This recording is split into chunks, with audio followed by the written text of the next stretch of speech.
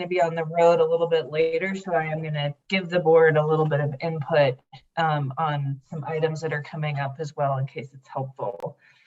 So to start out, wanted to thank Director Brody for her service and congratulate our new chair and vice chair. Also welcome Director Boucher. Excited to see you in person, hopefully at our next meeting.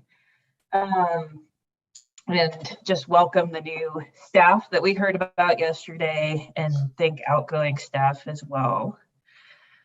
There are several directors yesterday mentioned the passing of John Ott, and I feel like I've had too many director reports in the last few years where I'm talking about losing friends and colleagues in the Basin. But when I think about what I miss about doing Basin roundtable meetings in person, I think that getting a bear hug, or what I think of as a bear handshake from John, was pretty high on the list. It's a huge loss for our community, for our rivers, for agriculture, and that one hit me pretty hard.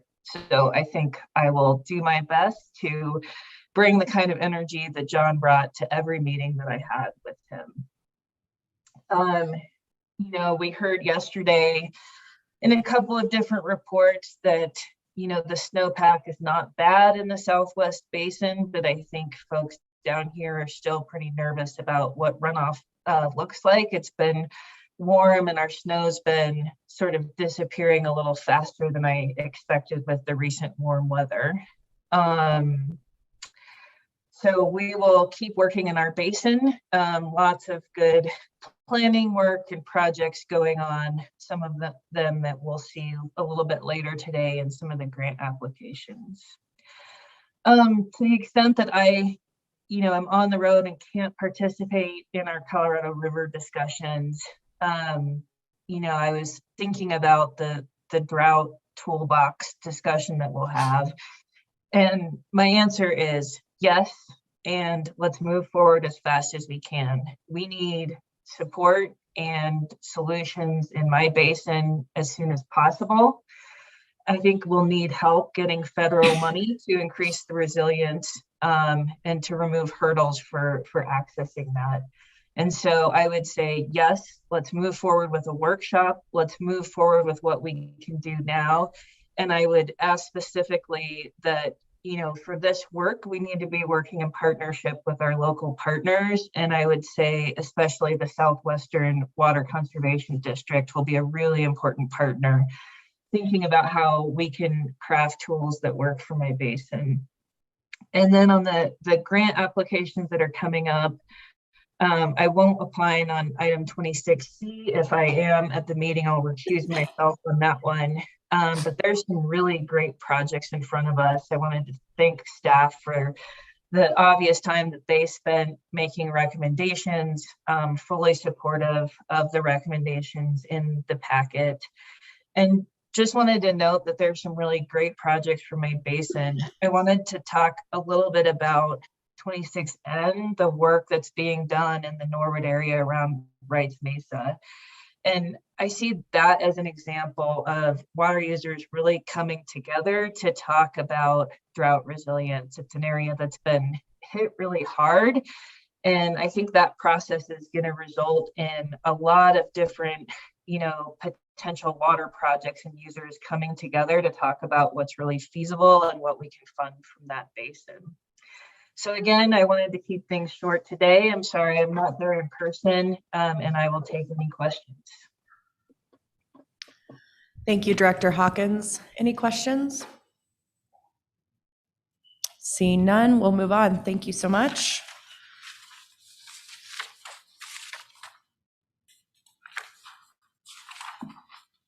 I was on the wrong page. Well, thanks for bearing with me. We will move to the Gunnison River Basin Director's Report. Director Anderson. Thank you.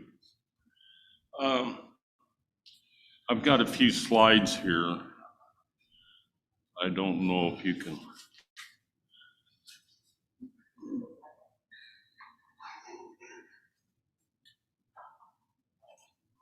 There we go. As I've been my practice, I always start out showing the drought map of Colorado, and it still hasn't improved.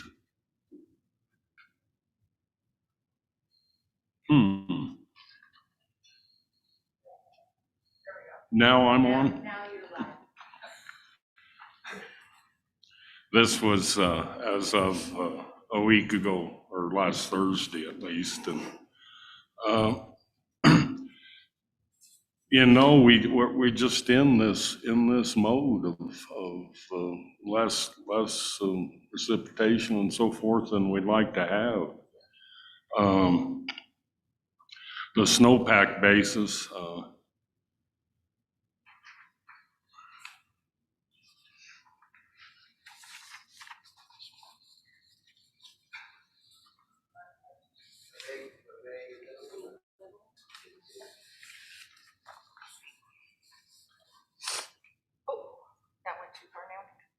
Well, there you go. Okay. Just give it a second. All right. This is the snowpack in the Gunnison Basin. The green line is this year. Of course, the red line is 2021, and I guess that's turquoise color is in 2020. Of course, the median and the average are showing there. Actually, we're in good shape. The snowpack this year is heavier in the northern portion of the basin, which is good news for Grand Mesa and our irrigators up Surface Creek and the Hotchkiss area and Rogers Mesa. They've really suffered the last few years, but they've got some ammunition this year, which is good news for them. I did take a look at, and as I said, it's weaker in the southern portion, particularly in Uncompahgre. We just haven't gotten the snowpack there that we need. I did look at the forecast for runoff, and this is April through July. 96,000 for Taylor. Taylor should actually fill this year, which is good news. Blue Mesa, they're saying 560,000, which will go a long ways to helping that mess. One of the benefits of Taylor or Blue Mesa being so low, I've actually been able to catch some fish through the ice there, which some years I don't have that luck, but I'd rather have a full reservoir and go without the fish. Lake Powell, they're saying during this period of time, 4,400,000, which is some help, but not near enough.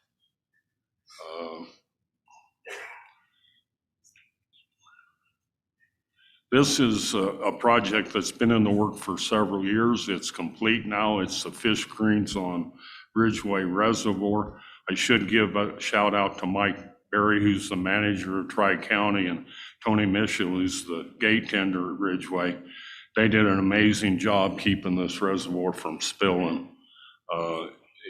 I would have predicted that it would spill with a rain event. You just can't predict those, and there isn't enough storage there to really collect that. But they're concerned about getting the smallmouth bass into the Uncompahgre River, and those guys were able to keep that from happening. Now with this fish screen in place, it's not near the issue that it once was. Some other news from the basin, the Gunnison Tunnel, they're going to bring water through it tomorrow morning. This is about on schedule for what we do. It takes us about 2 weeks to water up the Uncompahgre project, so that's on. Farming started in the valley, a lot of plows going. Last year was a very good year for farmers in the valley. The commodity prices were such that they actually made some money. In fact, the onion price was so good it could have paid for a farm with those funds. But this year is a big question mark. the commodity prices are, the inputs are high. Fertilizers way up, and of course we all know what the fuel costs have done. So that's open for debate. Hopefully the food prices, the end results, the farmers have been really supporting this country for a long time with cheap. We have the cheapest food prices in the world, and the best food in the world as far as I'm concerned. But hopefully the returns to the farmers will stay up there.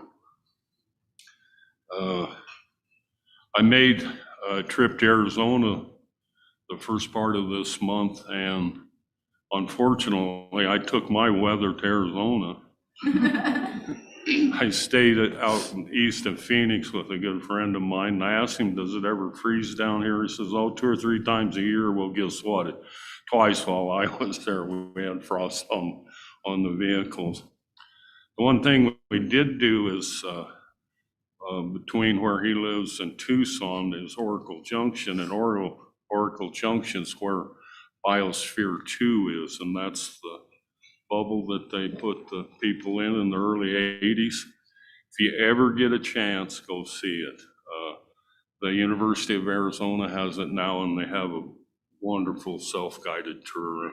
Thoroughly enjoyed it. Inside that, of course, there's all the farms. They raise their own food.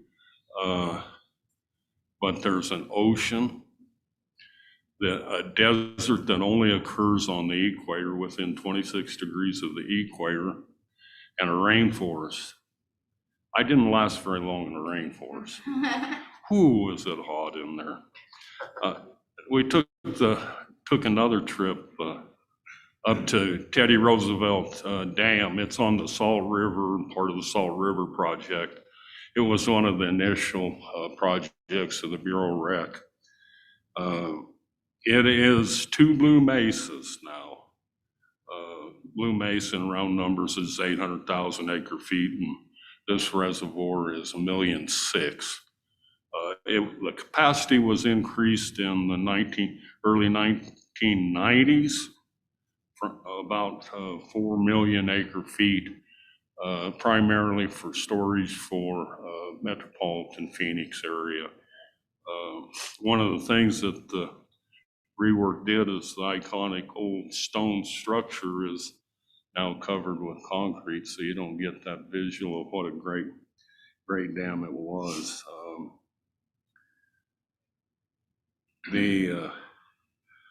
One of my favorite quotes of Teddy Roosevelt is, one of the greatest prizes life has to offer is to work hard at work worth doing.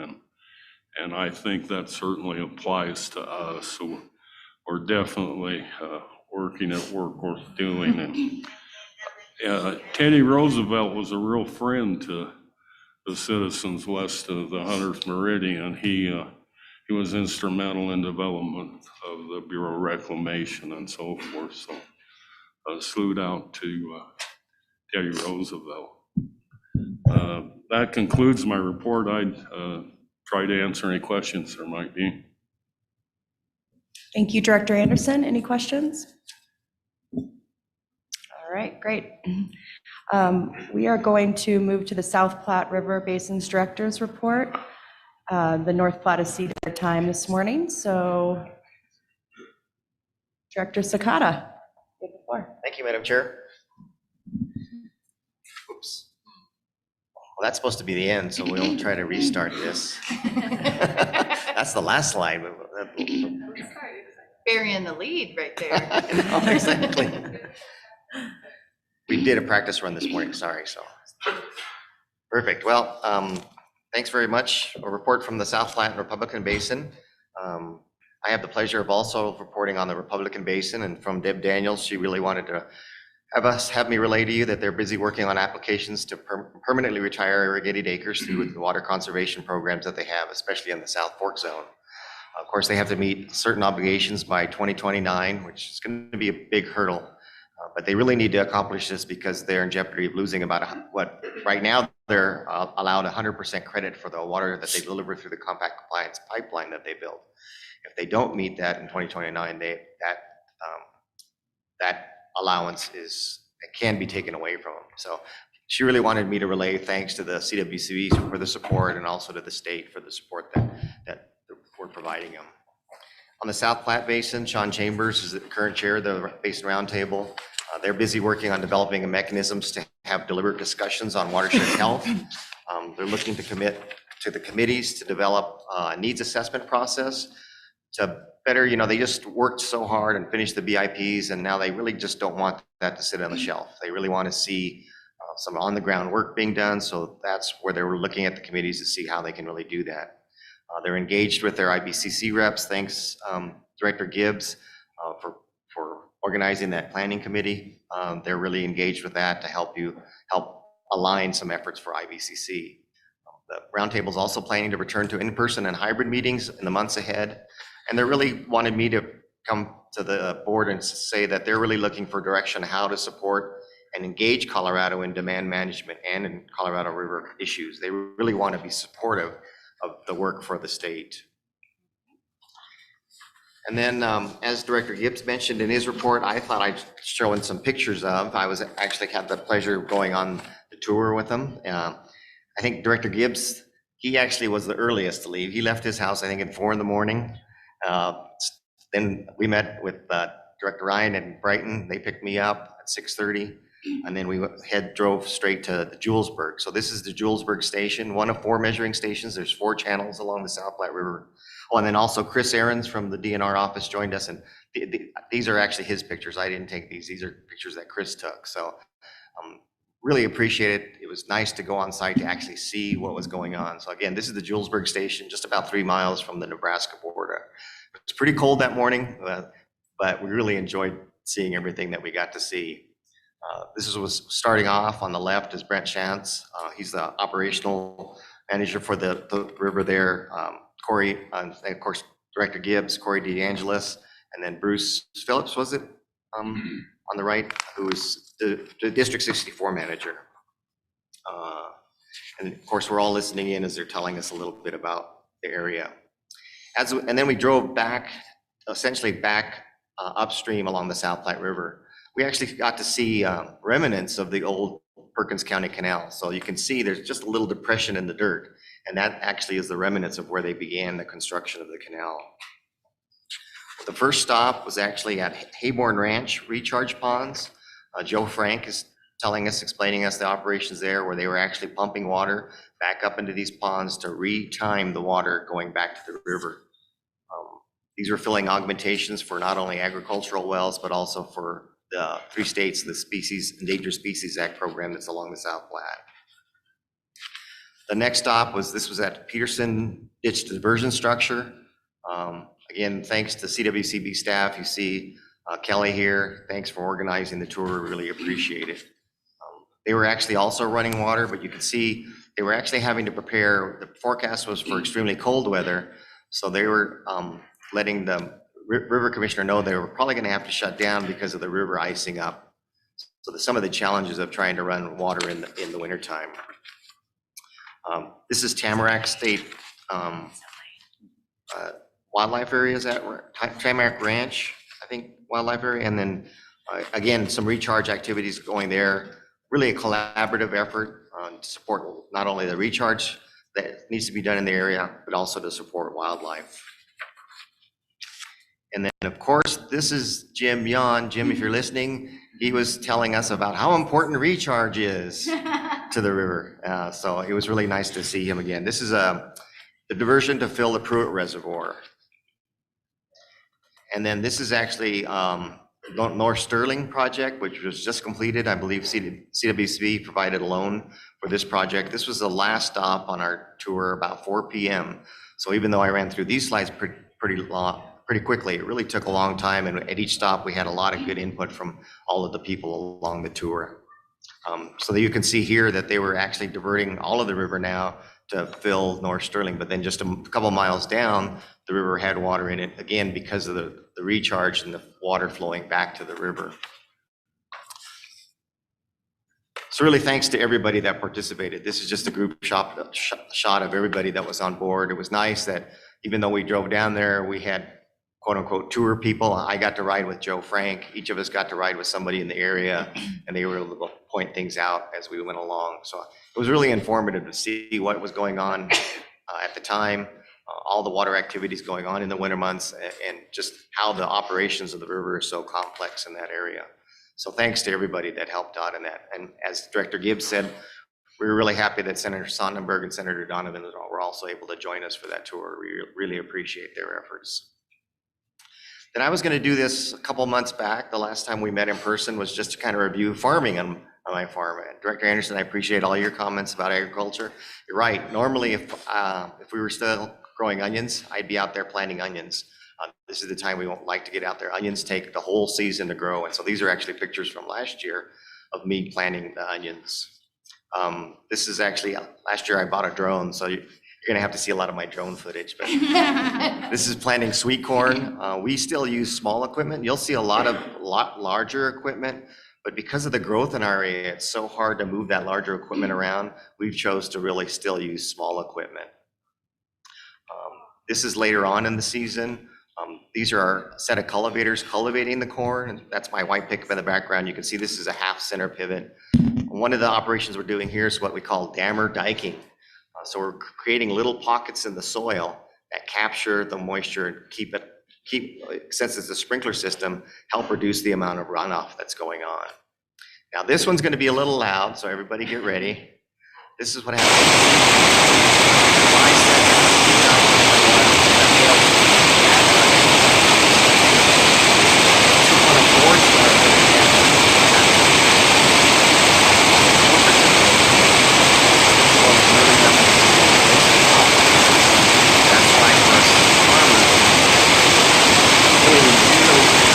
Thing for us is a lot of snowpack and then no moisture in the summertime, because the likelihood that this is going to happen is really high in our area. And then of course, this is probably familiar to a lot of you. Each and every month I have to go out and read the water meters on all my wells. I report that to the Central Colorado Water Conservancy District, who does all the augmentation for us. So thanks to Central for doing that. But that's done on a monthly basis. I take those readings and turn them into them. And then this is just an aerial view of one of the largest parcels, continuous parcels of farm that we have. Normally a mitigation strategy for the hail that you just saw was that we have small parcels of land spread out over about 100 square miles. This particular area, we have about 4 half pivots. Again, we're not as fortunate other areas where we don't have ground that is big enough for one whole circle.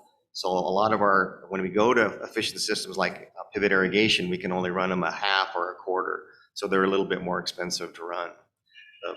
What we're flying over right now is pinto beans. On the right was grain corn. And then the kind of the darker blue in the background is actually an onion crop. So you can see how we mix the crops up, again, to manage the water that we're gonna get. And then farther in the background, you can see the housing developments that are really approaching our area now that really make it an extra challenge to grow in our area. But then unfortunately, the worst thing that probably happened to us last year was on August 22nd of last year, just before we were gonna harvest our onion crop, we got a devastating hailstorm.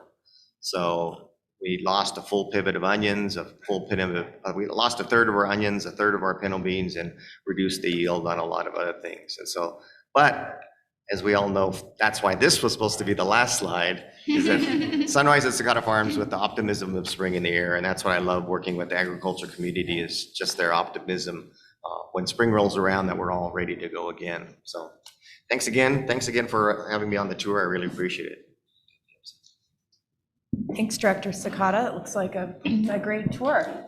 Any questions for Director Sakata? All right, moving on to the Arkansas River Basin Director's Report. Director Felt. Thank you, Madam Chair. And I'd like to start again by apologizing for not being here yesterday. One of my other roles is chairing our Chaffee County Board of Commissioners.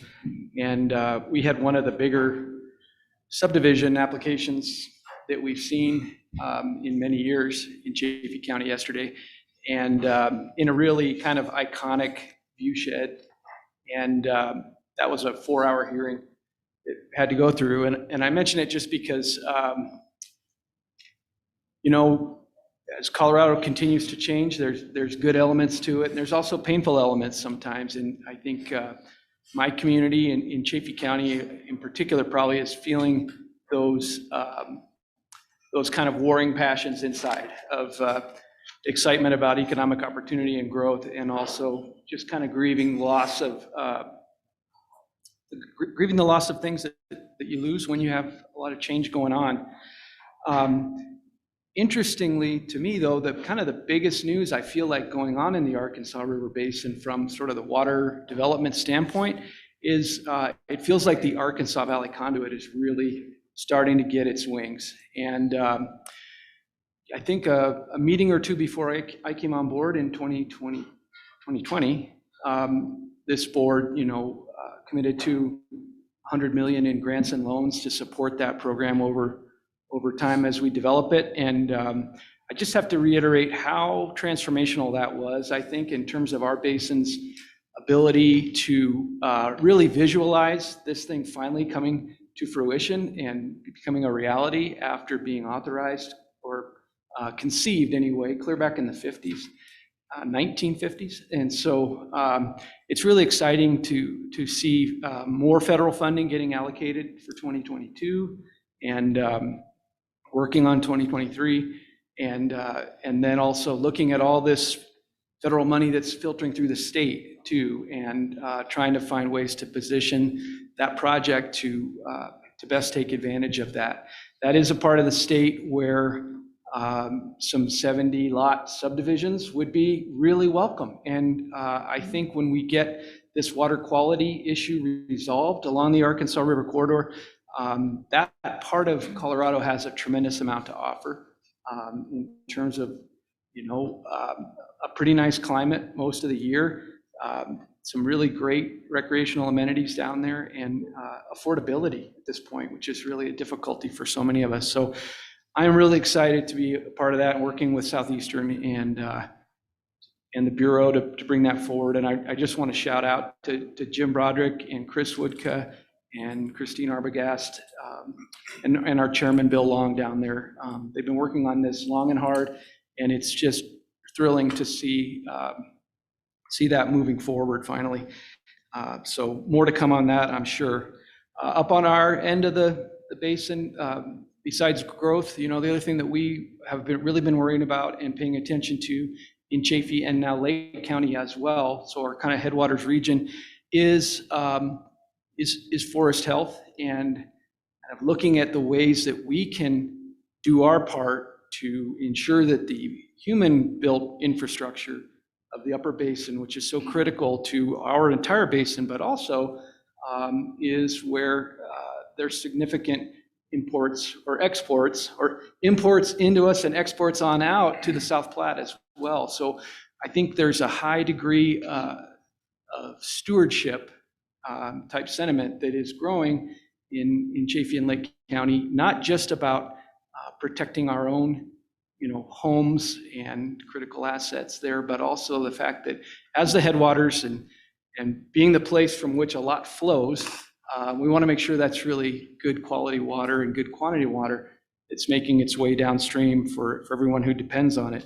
And so I've talked before about the forest health work that we've been doing, the ballot measure that we passed to support those efforts. And we looking at our snowpack now. It's kind of similar to what Steve was pointing out for the Gunnison. We're, depending on where you look in the Arkansas Basin, we're more or less close to average, but our stream flow projections are considerably less than the snowpack would suggest. And I think that that is primarily due to soil moisture content issues like we saw in the Colorado River Basin last year.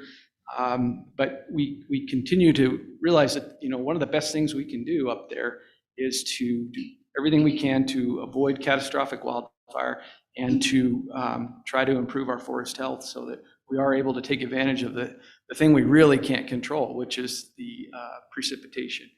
And so trying to make at least as fertile a landing zone for that precipitation as we can is really a top priority for us. So in that regard, we're working quickly to meet the deadline for the co-swap dollars that have been made available through DNR. Really appreciate that. And Chaffee and Lake are coordinating on that to try to do a project in each county, but all in support of a fairly unified plan. And we've been working with the with the National Forest Foundation in creating this Upper Ark Forest Fund so that we have sort of a central repository for all the money we're raising, a centralized sort of prioritization agent to help us implement our community wildfire protection plans and make sure that we're getting the best bang for our buck and that we are coordinating all our forest treatments such that it's not just sort of a random patchwork, but we're hitting the highest priority areas across jurisdictional boundaries and including private land. And so I'm happy to say we've now raised $19 million on this project that probably will cost about $45 million before it's all done over the 10-year span that we've been working on. We've treated about, I think, 3,300 acres so far in the last 2 years. And probably more excitingly, we have about 21,000 acres in the NEPA pipeline, so to speak, that, that always can slow things down a little bit. So we're full speed ahead up there and appreciate the support from all our land management agencies. And but very happy to see DNR stepping up with this program and looking forward to participating in that. I think that'll do it for me. Thank you. Thank you, Director Felt. Are there any questions? Director Sakata? Thank you, Madam Chair. Director Feld, I was wondering for the Arkansas River Basin Forum, will you be leading one of the water trips? I see there's tours in the afternoon, and I was wondering if you'll be leading one of those and if a novice like me could participate. We're actually not on the schedule to lead a tour this year, and I'm a little bit relieved just because I have so much going on that I may cut out for some of that. But there's some great tours planned. We've got Director Gibbs coming down for our keynote address, and so looking forward to that. And it looks like a really good forum. We're really glad to be getting back together after a couple of years off. Thank you. Yeah. Any other questions for Director Felt? Can I make a comment? You may. Director Felt, I wanted to thank you for highlighting the Arkansas Valley Conduit, and I wanted to put an exclamation point on some of what he said for the entire board. I think as we're thinking about the role of the board, the role of the administration, I think you've seen a lot of support from the administration about Arkansas Valley Conduit, but I also want to make sure that the board recognizes as we sit here, we have to have a statewide perspective. And as we sit here, we have to think about all the corners of the state and not just our own basin. As I looked at the basin list up there and I thought, everybody loves their basin, the most. But we have to come at this with such a broad perspective. Our roles are so important. And the Arkansas Valley Conduit is one of those projects that really touches the corner of the state in a way that we have to be thinking about our future and all the people. And water quality is something that's so important. And I was there when we've moved, made some big movements.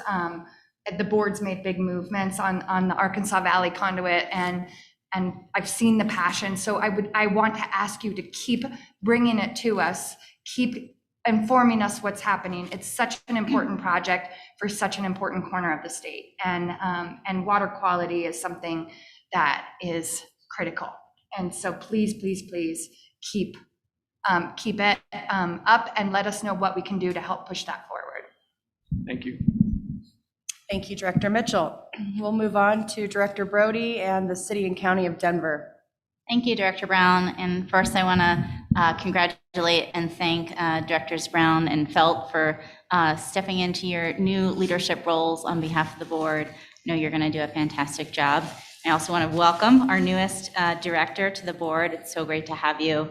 And I know you bring a really important perspective to this board, and looking forward to your contributions and getting to learn more about all the great work that you and your family are doing.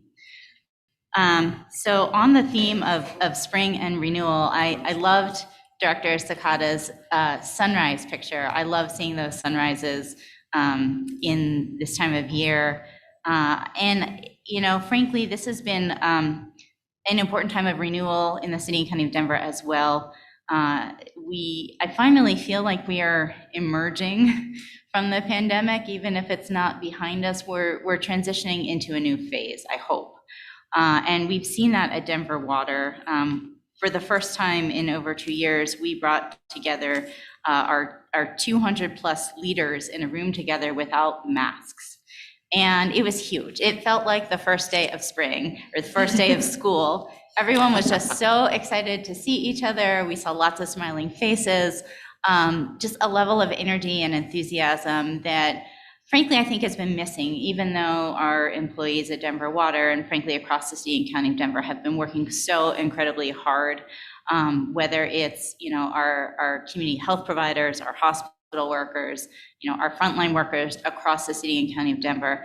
They've been working so hard over the last 2 years, but I finally feel like there's a hope and an optimism and a light at the end of the tunnel that I think has been missing. So I'm excited, I'm re-energized, and I hope that this will be a good year for the city and frankly for our state. I think there's a lot of good things ahead. So speaking of things ahead that are coming this year, it's a big year for Denver Water in terms of some of our major projects. We are on track to start construction on the Gross Reservoir expansion project next month in April. We will start to mobilize heavy equipment to the site later this month. Our project team has been working fast and furiously to secure all of the remaining permits that we need. Boulder County has been very responsive. They've been diligent in their work and reviewing our permits, but they've also been a good collaborator in providing timely feedback and timely approvals. We're also working with the Army Corps, with FERC, with all of the partner agencies to make sure that we have everything in place. And I'm just excited that we are on track for an on-time construction start for that project. We're also engaging basically daily with members of the community to make sure they know what to anticipate, to make sure that they have a line of communication if they have questions or concerns, and that we're listening to them. We are hearing what's going on, how this is impacting them, and that we've got plans and mechanisms in place to be able to address their needs through the construction project. You've also heard me talk about Denver Water's lead reduction program. This is a really important year, also a renewal for that program as well. When EPA approved our variance to be able to begin that program in 2019, they originally approved it for a 3-year, essentially trial period. They wanted us to be able to prove up that the model that we had shown them as to why we thought the lead reduction program was a better alternative to chemical treatment. They wanted to give us that opportunity to essentially, you know, put us to proof, and we've done that. So this is our renewal year. We've got to go back to EPA. We'll be submitting our formal request letter to them later this month to formally request that they extend that variance approval for the remaining 12 years. We think is the outside time frame that would be necessary to remove all of those lead service lines. And so you'll be hearing more from me. There will likely be some opportunities for public engagement. We want to make sure that all members of our service area and all affected stakeholders have that opportunity to provide their input to Denver Water directly as well as to EPA and CDPHE. So more to come on that. Another thing that I wanted to mention that we've been involved in related to lead and related to water quality is a bill that we've been working on in Congress. So one of the challenges with replacing lead service lines is how do you finance it? It's great that we have the infrastructure bill that provides, you know, a huge step forward in providing available funds to do that work. But one of the challenges is that in many cases, those lead service lines are privately owned. They're owned by the property owner. And in some communities, the utility might own to the meter, the property owner might own from the meter to the structure. In Denver, the entire service line is privately owned. And that presents a financing challenge, because typically when we fund our large capital projects, we do so by issuing tax-exempt municipal bonds, which means we can get low interest financing to be able to do most of our capital work. Generally, you can't issue public tax-exempt debt to fund private interest. So Denver Water had to go to the IRS and request what's called a private letter ruling, a private interpretation as to whether we could use our tax-exempt financing to fund our lead reduction program. In our case, because of some specific facts, the IRS said we could. But that doesn't help all the other water utilities that are out there who also need to replace lead service lines. And so we have been talking with organizations like AWWA and AMWA, Water Now, other folks who are interested in advocating to reduce the harm caused from lead exposure, about whether there might be a legislative solution. And Representative Dan Kildee, who represents Flint, Michigan, reached out and decided that this was something he wanted to take on. And so Denver Water, has been involved through AMWA and working directly with Kildee's office on developing legislation to allow all water utilities to issue tax-exempt debt to be able to replace those privately owned lead service lines at the utility's expense, which will hopefully facilitate more of those lines coming out and remove a barrier that otherwise existed in federal law. So that bill is called HR 6985. It's called the FLOW Act, Financing Lead Out of Water. I don't know who comes up with these acronyms, but they're more clever than I am. So that was just introduced in the House last week.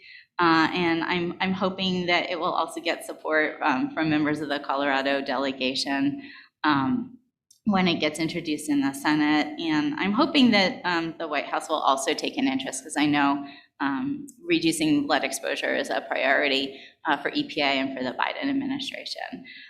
So hopefully I'll have some positive news. I know it feels like, hardly anything gets done in Congress these days, but we're optimistic that this will get bipartisan support, and that, again, this will be another tool in the toolbox for utilities that want to go ahead and fund those lead service line replacements.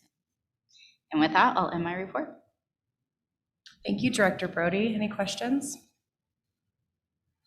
All right. Well, that was very interesting. We'll move to Director Dutton and the Rio Grande River Basin.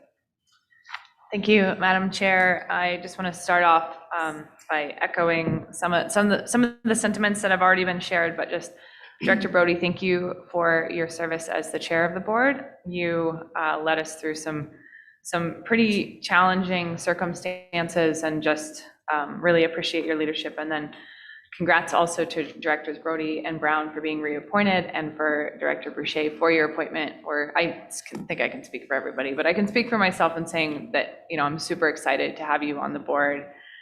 Being friends with you for years, I know your integrity and your heart and your passion for water in Colorado, and it's just so exciting to see you across the table. So thank you for being here, and so excited for you.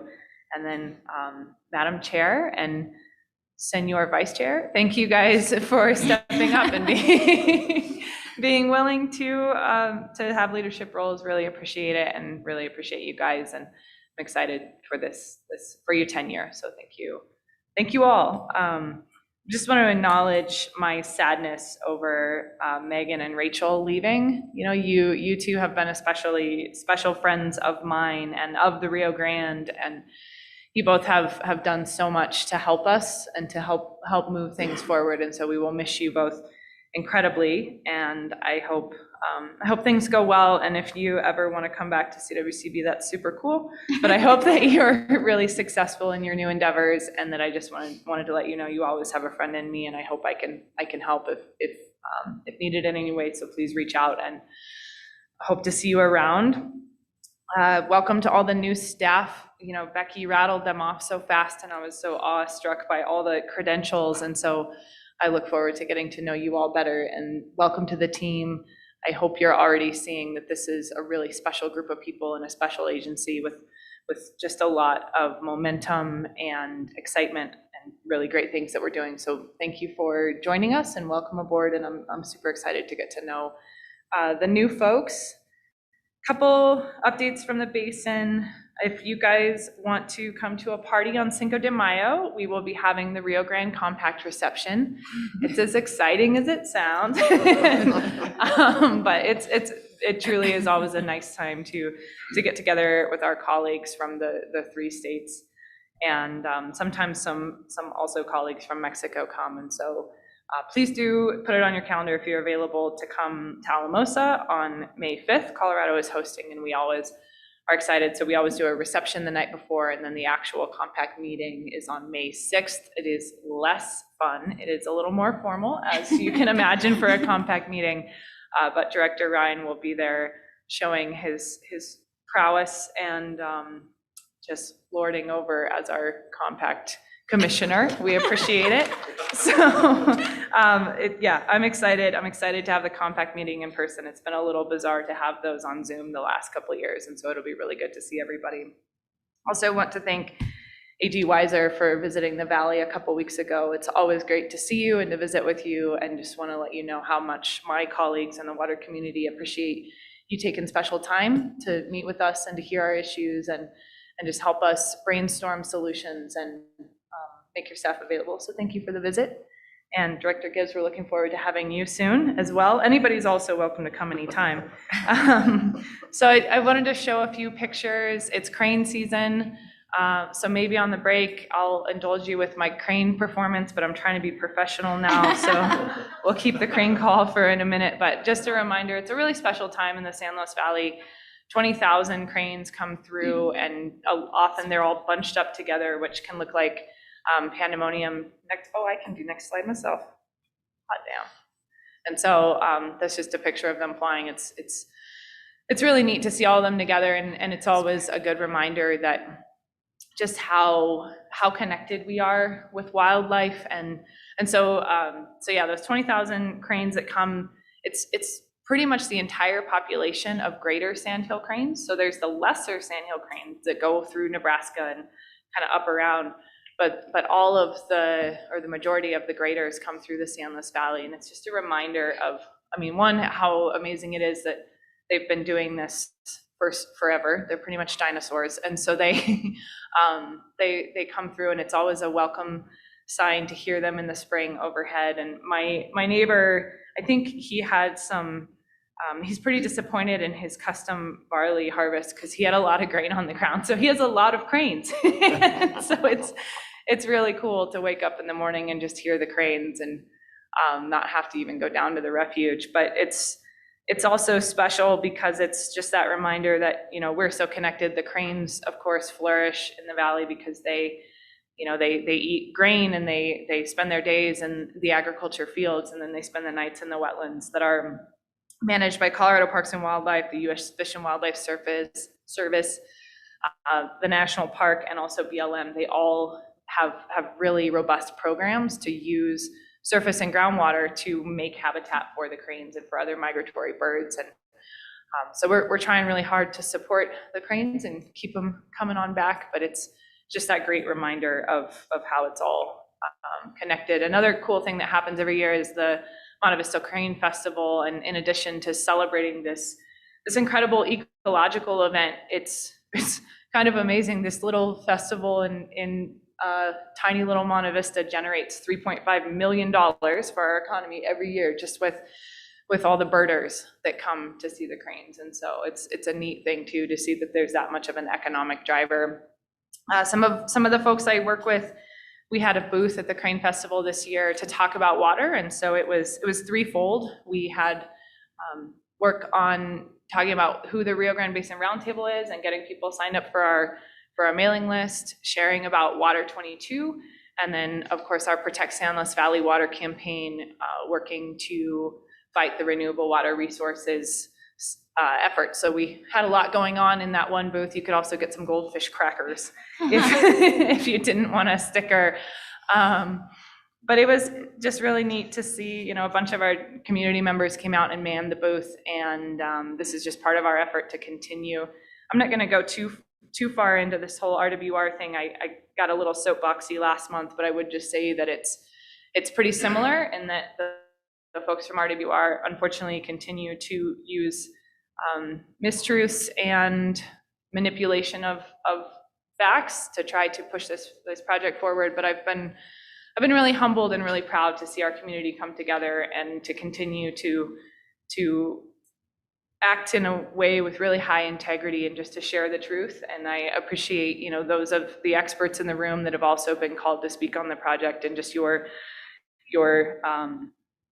carrying forward that integrity and just sharing the facts. And my hope is that the Douglas County Commissioners will recognize that this is an incredibly risky project and that it's not in their best interest to take it on. So hopefully by the end of the month or early next month, we'll have an answer. So I'll keep you posted on that. But yeah, not a whole lot has changed there. I wanted to share some pretty exciting news. I've mentioned to a few of you, but the San Luis Valley Water Conservancy District, we bought a reservoir. And so one of my colleagues said that now I'm that damn lady from the district. So I'm pretty excited to join the crew of reservoir owners in the basin. And so this is Shaw Reservoir. It's up in the headwaters of the South Fork of the Rio Grande. It's 681 acre feet, so not massive, but kind of excited. I know. My assistant keeps being like, I can't believe we bought a reservoir. And so we were able to bring that to close in December with, in partnership with the BLM. And so they will be using water from the reservoir to help support wetland habitat. They, just like everyone else in the basin, have to comply with the rules and regulations and have to augment the impacts from their groundwater wells. So they'll be using water from Shaw. We also are working on a pretty creative and exciting agreement with Colorado Parks and Wildlife, where we will be working to keep Shaw Reservoir full as much as possible, because it's an incredible recreation resource and fishery for our basin. And in exchange for us keeping it full, CPW is giving us storage in one of their reservoirs. And so it's pretty cool, because 2 buckets will have more water than they have in them. And so it's that flat water component, the reservoir fishery component, but then we're also committing to each other to do our reservoir releases in a way that benefit the recreation and the fisheries in the area. And so just super excited. I hope that maybe there's someday you guys could join us for a picnic up there or a tour, because this is it's a big win for the basin. And I just want to say how much I've appreciated, CPW's collaboration on this, because it's going to lead to just a better future for our basin. So super exciting. Yeah. So it's ours. Also just wanted to share a couple snowmobiling pictures, just so that you knew I wasn't slacking on my snow survey job for you guys. This is my little buddy Madeline, who she's my little science fair pal. Her parents she loves science fair, and her parents are like, we don't even know what to do. And I'm like, oh, please let me take her out. And so she's my buddy who I've helped the last couple of years. And this year we came up with a way that I could take her snowmobiling. We're like, what project can we do that we just get to go snowmobiling? And so she did a study where she looked at the difference between snow depth in an open area, a logged area, and a treed area, to see if there was any difference in depth that then might inform maybe some updates or reducing some of the coarseness in our models. And anyway, pretty much the moral of the story is she did great. She won lots of prizes, but we got to go snowmobiling. So just wanted to share that that was super fun.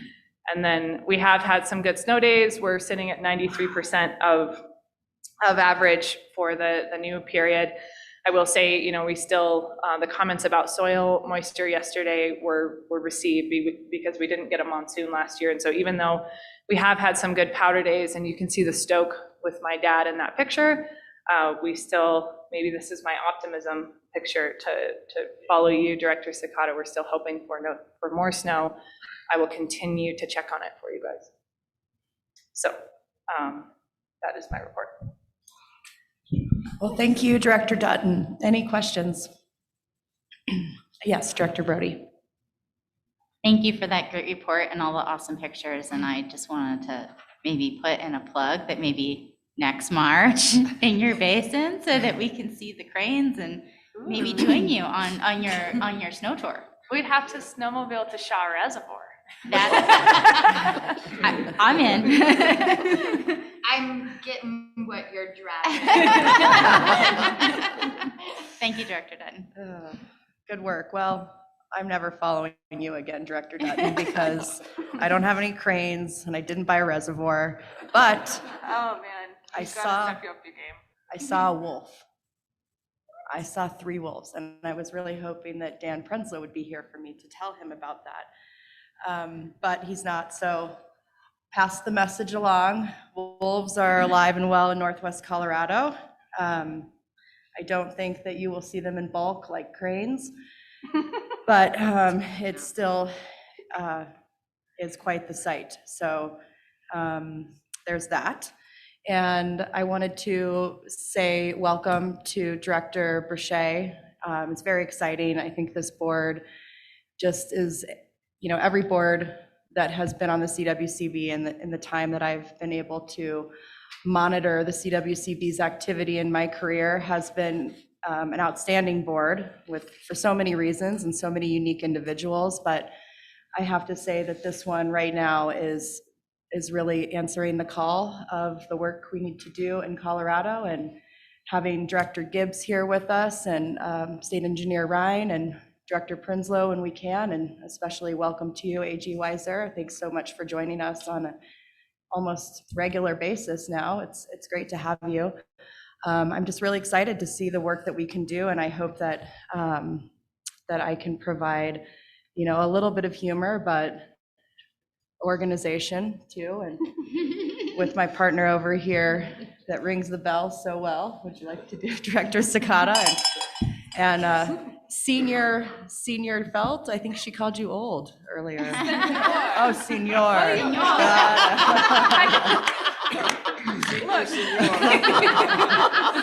Got it. Okay. It means mister.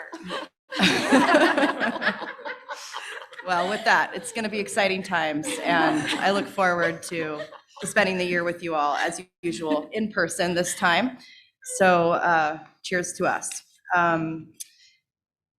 A couple things from my basin, sitting, as we learned yesterday, around 90% is not where we want to be. It's not awful, but the way that this year has panned out, this water year, I think we're all nervous. And we were lucky with the monsoon season in the late summer last year. And so we'll see what March gives us. It's typically our highest precipitation month. And so we'll have more to talk about in May, and certainly hope that the storms favor all of Colorado, and especially the Northwest, to at least pick us up to 100%, carry us through some of the dry times we know are to come with the aridification. So stay tuned for that, and just keep doing our prayers for snow. So a couple things to report on project-wise. Most of you know I've talked about the Yampa IWMP, or our version of the stream management plan that we've been working on for many years now. We're really coming to the end of that project, and it's been an impressive lift. About 25 people regularly attend these meetings under the leadership of Nicole Seltzer. She's done an excellent job doing the work, so much work that needs to be done in order to organize and delegate the different projects under that stream management plan. As we've discussed, we've done several, I think 30 diversion assessments, which have been great and really helped us get to the place we are today, which is creating a list of about 15 different outcomes that we expect will come from the IWMP, including, but not limited to, coordinated reservoir operations, which I would say is probably the most important thing we're doing in our basin right now to combat aridification. not having large reservoirs, but having a few strategically placed ones, we're able to take a look at the operations available to us and the needs in the valley and see where we can hit the most needs in the times of need, which seem to happen almost annually now. And we have great partners in the Colorado Water Trust and the Nature Conservancy, which are, players in our basin, but not local necessarily. And also the River District has been of great help in that, as well as has the division engineer Light and her staff. So I look forward to giving you some of the results of the really creative ideas that we're coming up with to really use what we have before we start asking for more storage or more projects and trying to figure out how we manage for an uncertain future. So stay tuned for that. We're also looking at RCPP from NRCS, what a grant could do that ties some of our agricultural projects together. Recently, the Little Snake Conservancy District that spans Wyoming, that lower Wyoming near Baggs and into the upper portion of Colorado in my basin, got an RCPP as well. And they've done, pretty incredible projects on that river. And so we're kind of looking at what they've done and what we have on our slate and how RCPP might be able to help us. So, and of course, like everyone else in the state, we're looking at infrastructure improvement projects across the board. In my opinion, this is one of the most important things we can do, is help our producers get their systems in order and functioning to the point where they're not always running around trying to tweak everything. And what can we do mechanically, and what can we, how can we use our new technologies and make things easier so that we have a vibrant agricultural economy into the future, even given the challenges that we have before us. Additionally, the White River is working on their own integrated water management plan, and they're doing some creative things too, including taking a look at the very unique aquifer that they live above. And so we're looking forward to seeing some of their outcomes, and I think we'll know some more in the next few months about where they're headed with their projects after completing diversion assessments and riparian health assessments too. And so thanks to Callie Henderson for her work there. And also, I'm pleased to report the Yampa River Fund, which we've talked about here before. We hit our endowment. I don't know that I told you that in January or not, but our goal was just under $5 million for an endowment. We made that. Unfortunately, with the stock market, we've seen it go down, but like we're supposed to not check our 401ks, I try not to look at that one very much either, because hopefully it'll rebound. But we're in our third cycle of grants, and that just opened recently, and we're expecting every year it's been increasing in the grants that we receive for this. And it's a really amazing program that we've started in our basin, and I'm really proud of it. We've done excellent work, and the projects are outstanding, and people seem to really rally around this type of leverage to other grant funding and to private donor funding that comes in, and I think it'll be really outstanding into the future, and I'm really excited about where we're at with it. So with that, I'm done. Oh, couple State of the Rivers coming up too, thanks to the Colorado River District in next week, both in Craig and in Steamboat Springs. So if you're in the basin or finding yourself looking for a Zoom meeting in the evening, March 23rd, I'm looking at you, Director Sagata. March 23rd in Craig and March 24th in Steamboat. So thank you all. And we will go last but not least to Director Bruchet. Thank you, Madam Chair. Good morning, everybody. First, I wanted to give a special thanks to Director Schwartz for her service, her always kind words and collaboration within the Colorado River Basin. I also want to give a very special thank you to all of you, all of the directors, not only for the kind words this morning, but the very warm welcome yesterday. And likewise to staff for the very warm welcome. And yesterday, honestly, was one of the more overwhelming days of my life, not only to be sitting here at the table with all of you, but also just to be gathered again with this many people and seeing many friends that I haven't seen in a long time. I'm very excited to be in this position. Where I'm very fortunate is both to all of you at the table and also to all of staff. I've worked with most of you pretty substantially over the years and look forward to continuing that great work and service in this role. So thank you very much. I also have to give a warning now that I saw the way that Director Sakata leads off his presentations. I also own a drone. Based on the lack of my confirmation, I decided to be fairly reserved today. But in the future now, we can have some drone competitions with keeping up with ag in the state. I think that Megan and Kevin did a great job, yesterday with their report. So, briefly within our snowpack, most of the basin is bouncing between about 95 and 100%. Roaring Fork a little bit above 100%, which is nice to see. But I was working on a river project into December of this year, and to speak of the soil moisture deficit, still digging in the first part of December in Grande County in soils that literally had no moisture to them. It'll be interesting to see how the snowpack translates in that. So I'm quite concerned with that. A quick BIP update. I know some of this happened for most of the basins in January, but I also wanted to give a thanks to SGM, our local experts, Angie Fowler and Bailey Lepic, for the hard work. For all of the basins, this was a heavy lift as typical, but with leadership from Russ and Matt, other staff, we made it through it. I'm very proud of the product for the Colorado River Basin, and wanted to point out just a couple of things with it. We now have a project list of 321 projects in the basin. There were 147 that were added during the BIP update. Since BIP 1.0, we have completed 71 projects in the basin. There are currently 88 projects that are being implemented within our basin from that.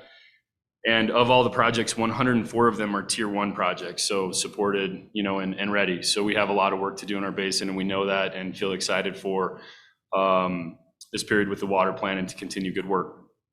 I also want to give a special thanks to our chair, Turner, but really all Basin Roundtable chairs, for their efforts, and the different subcommittees and groups that worked on the BIP update. It has been a lot of work. Additional news with the roundtable, we're still on the every other month roundtable to the month in between our next steps or our executive committee. Our next meeting is March 28th. That will be virtual. We are planning on going to in-person meetings in May. However, we're still having conversation within the basin about facilities that would be suitable for some form of a hybrid option, or looking at alternatives if the hybrid option is really not available. So perhaps meeting, every other time in person, every other time virtual. I think we've seen some of the advantage in a basin, the size of Colorado, with having some remote access, but also understand the importance of relationships and being back in person. So, communication with other roundtables, basins, if anyone has any advice, we're kind of in that role trying to figure it out and working on different facilities that might be able to accommodate that. Without going into too many different projects, I felt that today would be a great day to update the board to the Colorado River Connectivity Channel. It is in the final stages of obtaining its FONSI. It has recently completed the 30-day public comment period. It's expected that the FONSI will be issued at some point in April. At this point, the construction estimate is now at $20 million. All in, including design and contingencies, it's right at $28 million. There are 17 different funding sources now for the project, and still a funding gap of $5.5 million.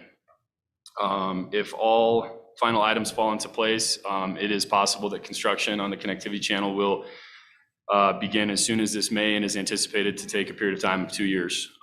For that, our beloved Lurleen always called it the linchpin of the headwaters of the Colorado River. And I think that for our basin, dating back to BIP 1.0 and even beyond that, this has been a critical project that has included wonderful partners, including, of course, the CWCB. And so I think for this one to get underway, I personally will be very excited to see that. Connecting that with some of the funding that I was talking about with the other projects, he's chasing me here. Don't seem too crazy on your first meeting. I know. It's a feather.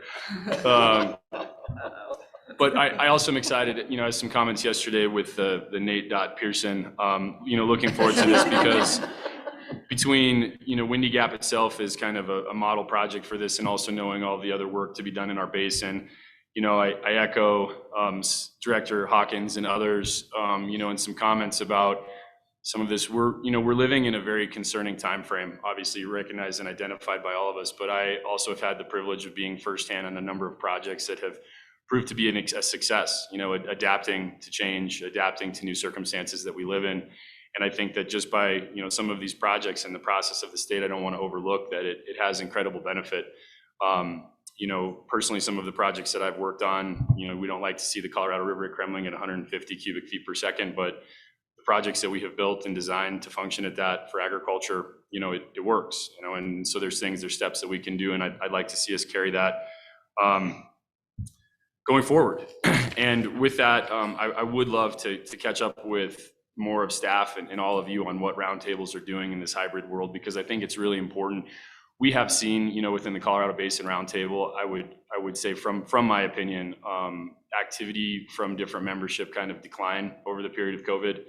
And I think that it's too much time on the computer, not enough relationship. And so looking how to kind of rejuvenate that, but also do it in a responsible way. And so I hope that the state has some advice and some connectivity between the roundtables about how we can all do that together, because not only for its voting members and the public, but also I have enjoyed many of you sitting through meetings that otherwise probably wouldn't be able to make the drive, but to have that kind of connection across the state, I think is very important. So I am thrilled and privileged to be here and be in this role, and I look forward to working with all of you, and thank you very much.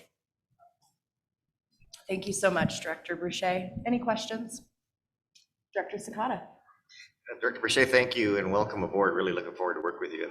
I just wanted to really stress too, when I was on the Water Quality Control Commission, that Colorado River Connectivity Project was a real priority, and really excited. And thanks for all the hard work that everybody did in that area to put that together. I know it's been one of those that have been on the table for a long time, and getting all the partners together is really a testament to the hard work that's going on in the ground there. So thanks to everybody in that community, and really looking forward to working with you.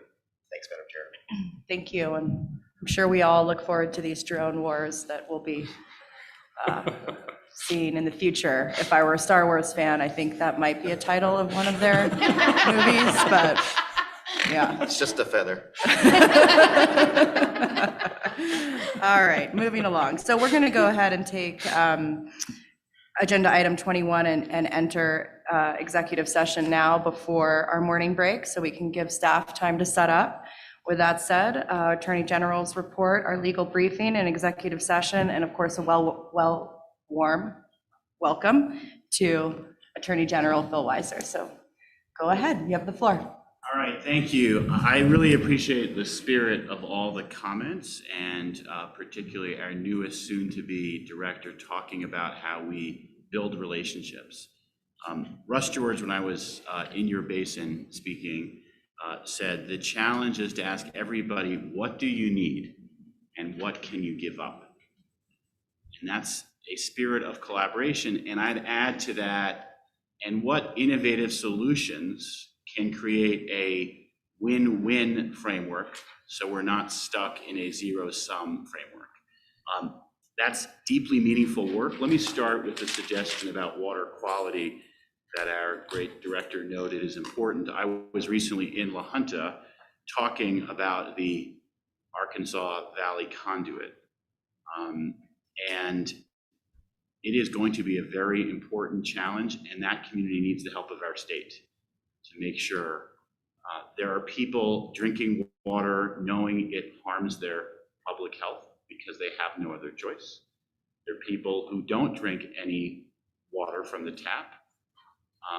And so we need to invest in all of Colorado. And now is a very important moment for public investment with all the funds that are coming. I'll get to that in a minute.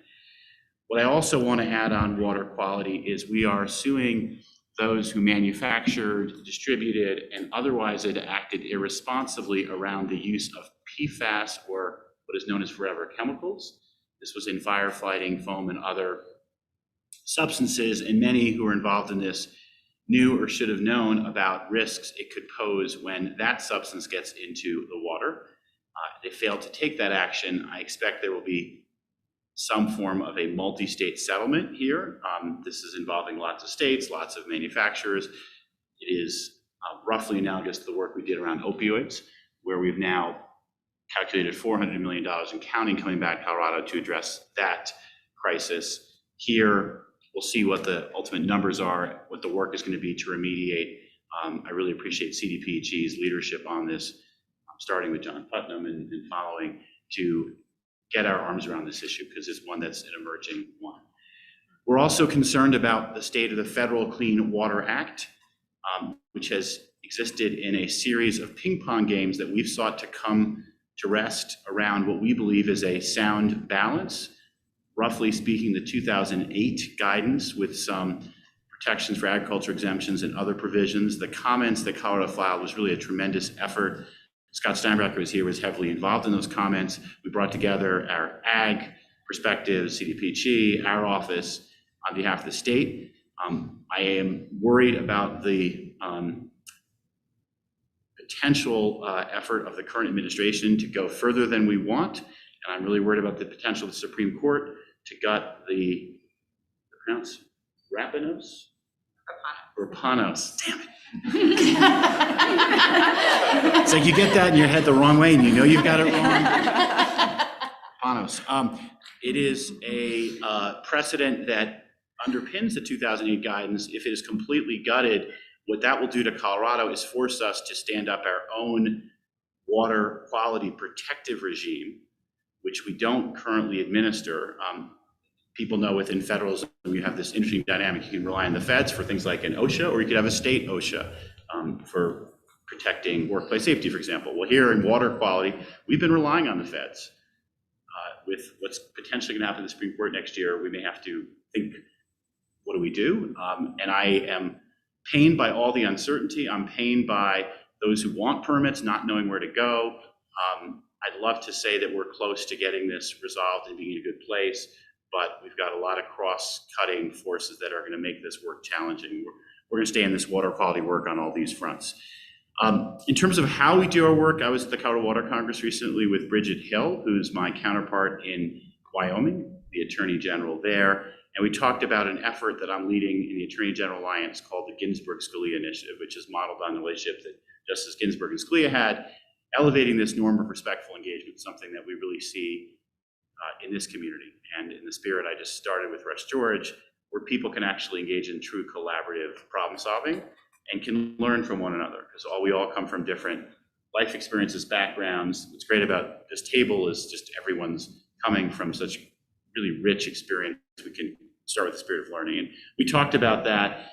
And for those, I think that session's now online. There are a couple of blog posts that we did in conferences from this group. And we're also doing something called the Unified Colorado Challenge, which gets Coloradans from different communities online to have an hour conversation with another Coloradan, very different perspective, to talk about issues and how we work together to solve problems. And we're going to build from that some civic education materials throughout next Constitution Day, because one of the concerns I have is that spirit is not in great evidence in what we see from Washington, D.C.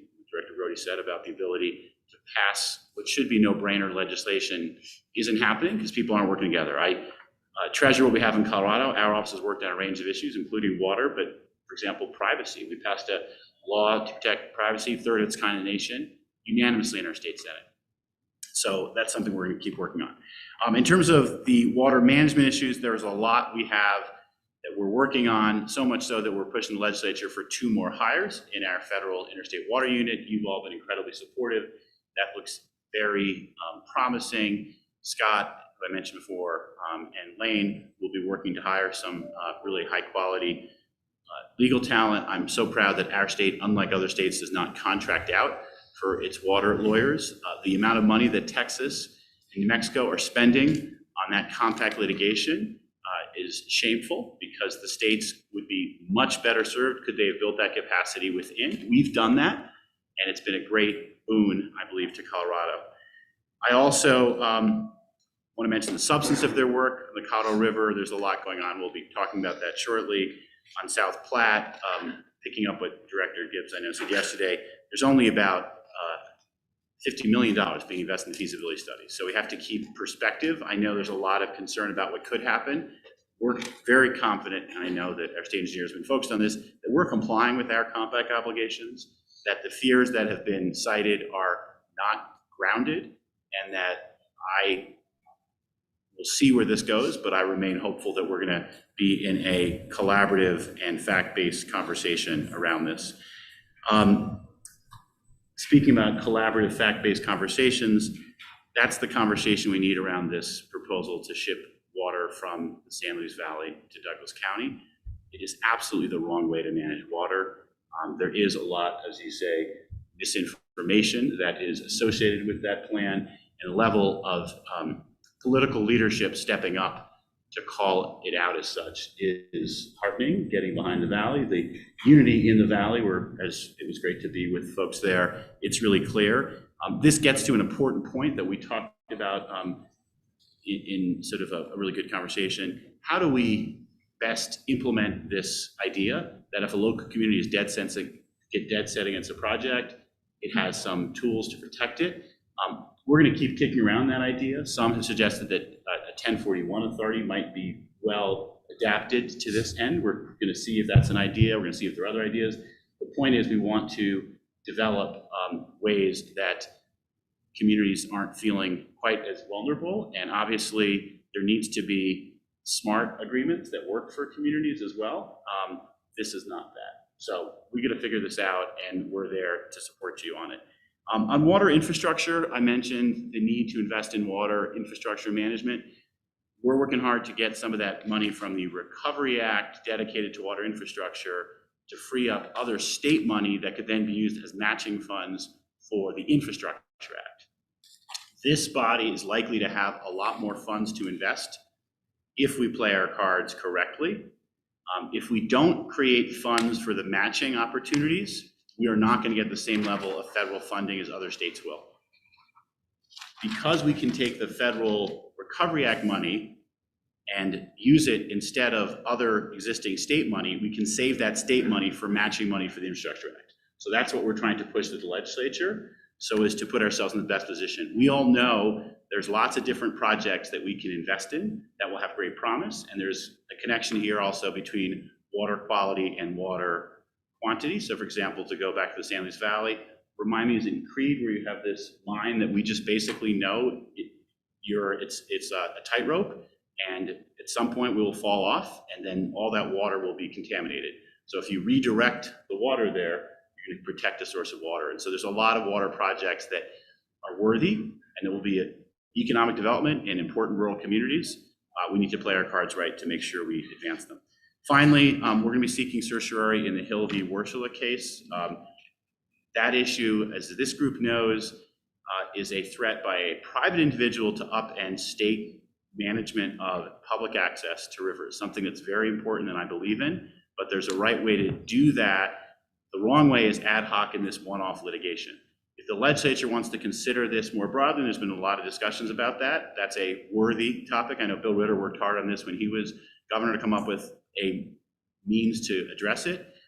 We don't believe that a private individual has the authority or it's appropriate for them to upend it through litigation, and that's the position we're defending. We'll defend.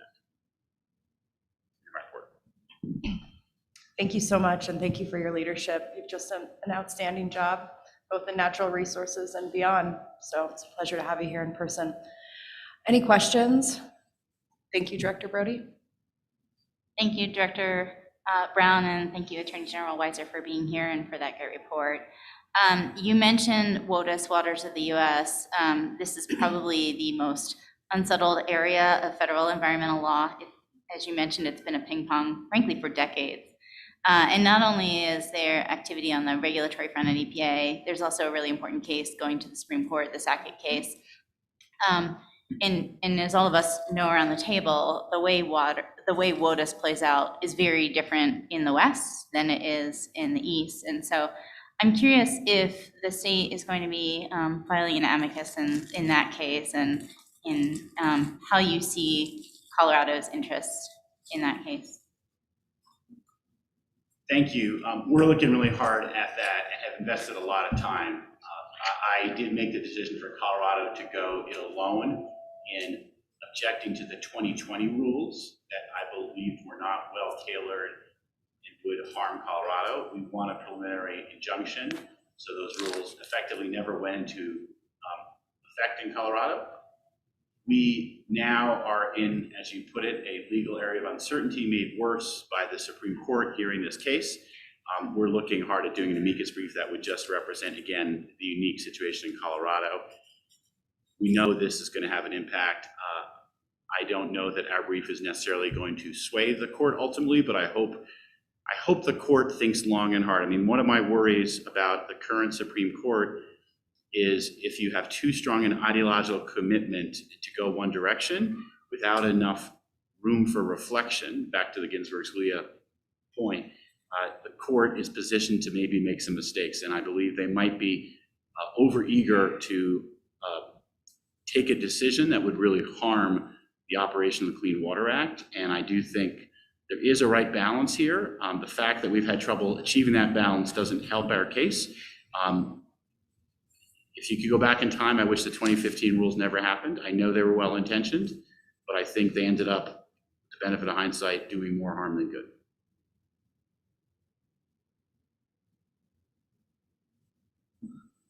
Thank you. Any other questions for Attorney General Weiser?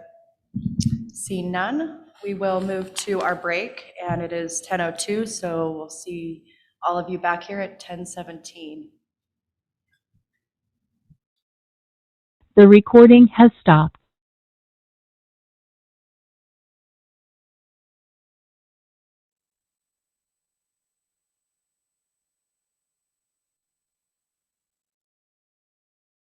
This meeting is being recorded.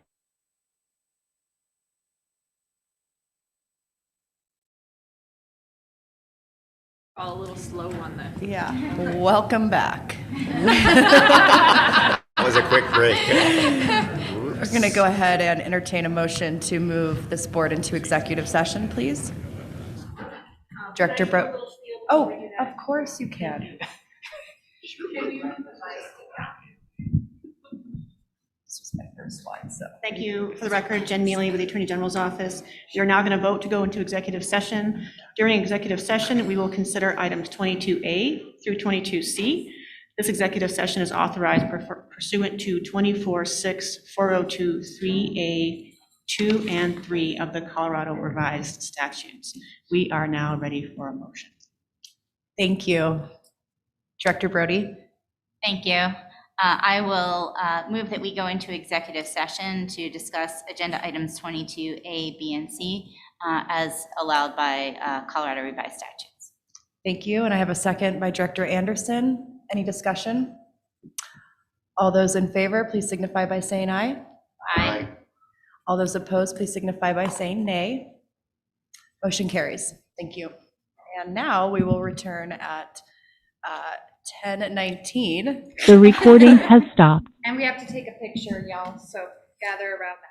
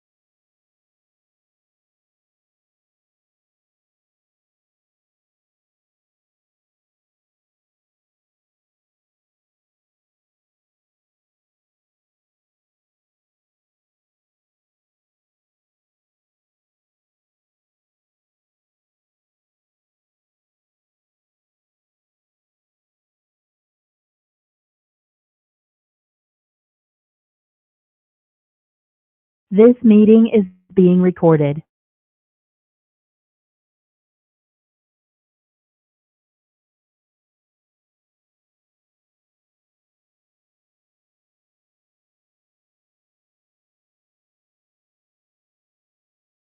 To C, discussion during executive session was limited to those items and no formal action was taken. And we are now out of executive session. Thank you. We'll go ahead and take our lunch before we move to agenda item 24, Colorado River updates. And we will see all of you back here at 12:45. We're going to shorten our lunch break just a little bit to keep on schedule. Thank you.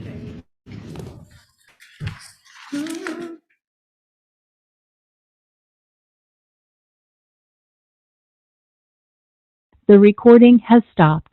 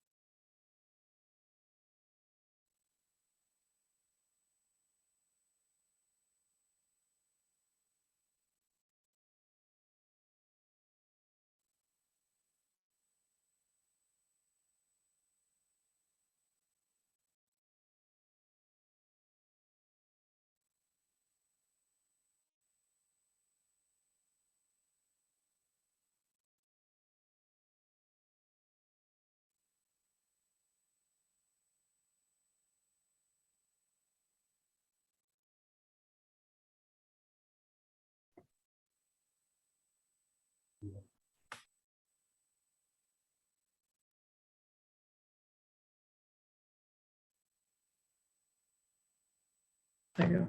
And unmute.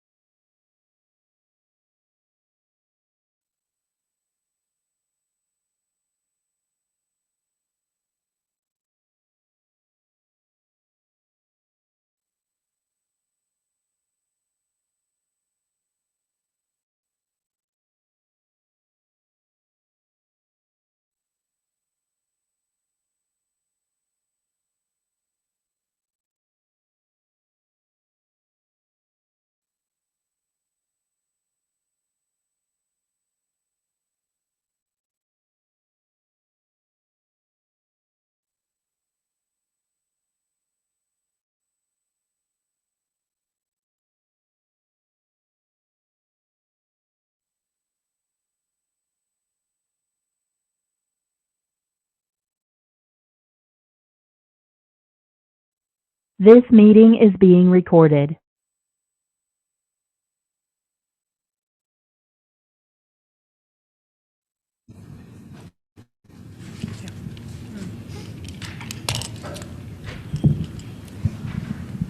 Welcome back, everyone. Thanks for putting up with our delay while we ate lunch before agenda item 24, Colorado River updates. We'll start with that, and thanks to Amy for being here. You have the floor. Thank you so much. For the record, this is Amy Ostick, CWCB staff. I'm here for agenda item, I believe, 24. Yes, that's right. And Michelle and I are going to tag team on this one, and we're going to talk about a few things, including some hydrology updates, DCP implementation, and what we really want to focus on today is this drought resiliency toolkit concept. So we'll get to that at the end, but that's kind of where we're really curious to hear your thoughts. So I am going to turn it over to Michelle in just a second, but before I do, I just wanted to give a really big welcome to Emily Zemak, who is back there. She started with the interstate federal section just a week ago. And I'm really very new to the hiring process, but I think it's pretty rare that you get to hire someone that you have worked with closely for years. So I feel very, very fortunate to have Emily, and I know that she'll be a great asset. So I will say I drug her to Nebraska her first week as something of a hazing exercise. She survived, she did great, and I'm just really excited to have her. And one thing I'll note as well is that I think from my perspective, in the interstate and federal section, it can feel at times like we're all kind of running in different directions, because quite literally, we are frequently running in different directions across the state, across the West. And what I'm hoping is that Emily, her background, I think, will be really helpful in creating that kind of continuity and making sure that we're all running in the same direction as we are running in a lot of different directions. So I think her skill set is really, really well suited to that. And again, I'm just very excited to have her on the team. So with that, I'm going to turn it over to Michelle to kick us off. All right, thanks. Good afternoon. Michelle Garrison, CWCB staff for the record. And I know you've gotten a good update, both in the director's report and in the drought update yesterday. So we'll try to go through a few of these quickly. There we go. So first slide, precipitation. On the left is the water year precipitation from last year, which was below average across pretty much the entire basin. And then this year, the middle slide is October through February, which was near average to below average throughout the basin. And then month to date in March, you'll see a few storms have come in some locations, and other locations haven't received much. So it's been kind of spotty for March. So it continues to be near or below average. In terms of soil moisture, just a reminder from last year to this year. Last year was the second lowest inflow into Lake Powell on record, and that had a lot to do not with the snowpack, which was decent, but with the soil moisture, which was abysmal. So where we are this year, it is still below average. We are still in drought, but it is looking a little better. So we are hopeful that this will be a little more positive for the runoff we can expect from this year's snowpack. In terms of snowpack and runoff, on the left, you can see kind of the entire west, which again, other than the Gunnison Basin, which is a little bit above normal, near to below throughout almost the entire west. And then on the right, you can see kind of what that looks like for the year, and you see what we talked about yesterday, these really flat periods of no storms, and then a big storm, and then just flat again. But this one's nice. You can kind of see we are sitting above the really low snowpacks we've seen in the last 30 years, which is better news, but we are still below average for the basin as a whole. So here's a couple other views of that on the left, the snowpack, and on the right, You can see, and this will matter when we talk about what's happening at Lake Powell, that even with some decent precipitation last year, that dry soil moisture continuing to play into low stream flows for the beginning of this water year. And this is the graphic at Lake Powell. We'll look at this again in May when it's a little more filled out, but you can see Powell's expecting 69% of average runoff. It is a little higher since March 1st due to the recent storms, but I would expect it to drop off again because these are the climate forecasts that we're looking at. On the left is March precipitation and temperature, which the lower portion of the basin increased likelihood of below average precipitation and above average temperatures. This part of the basin, equal chances for March. But as you move into April, May, June, you see this continued signal of below average precipitation, above average temperature, which will not be good news for runoff and is consistent with what you heard in the drought outlook yesterday about La Nina years. Water supply forecast per basin. 2022 still looking near or below average across the basin, but on the right is 2021. So the only kind of bright spot is it's not quite as bad as last year. For storage, on the left is the TCAP diagram. You'll notice both Blue Mesa and Lake Powell are at 20-something%, 28 or 29 and 24%. Flaming Gorge is at 78%.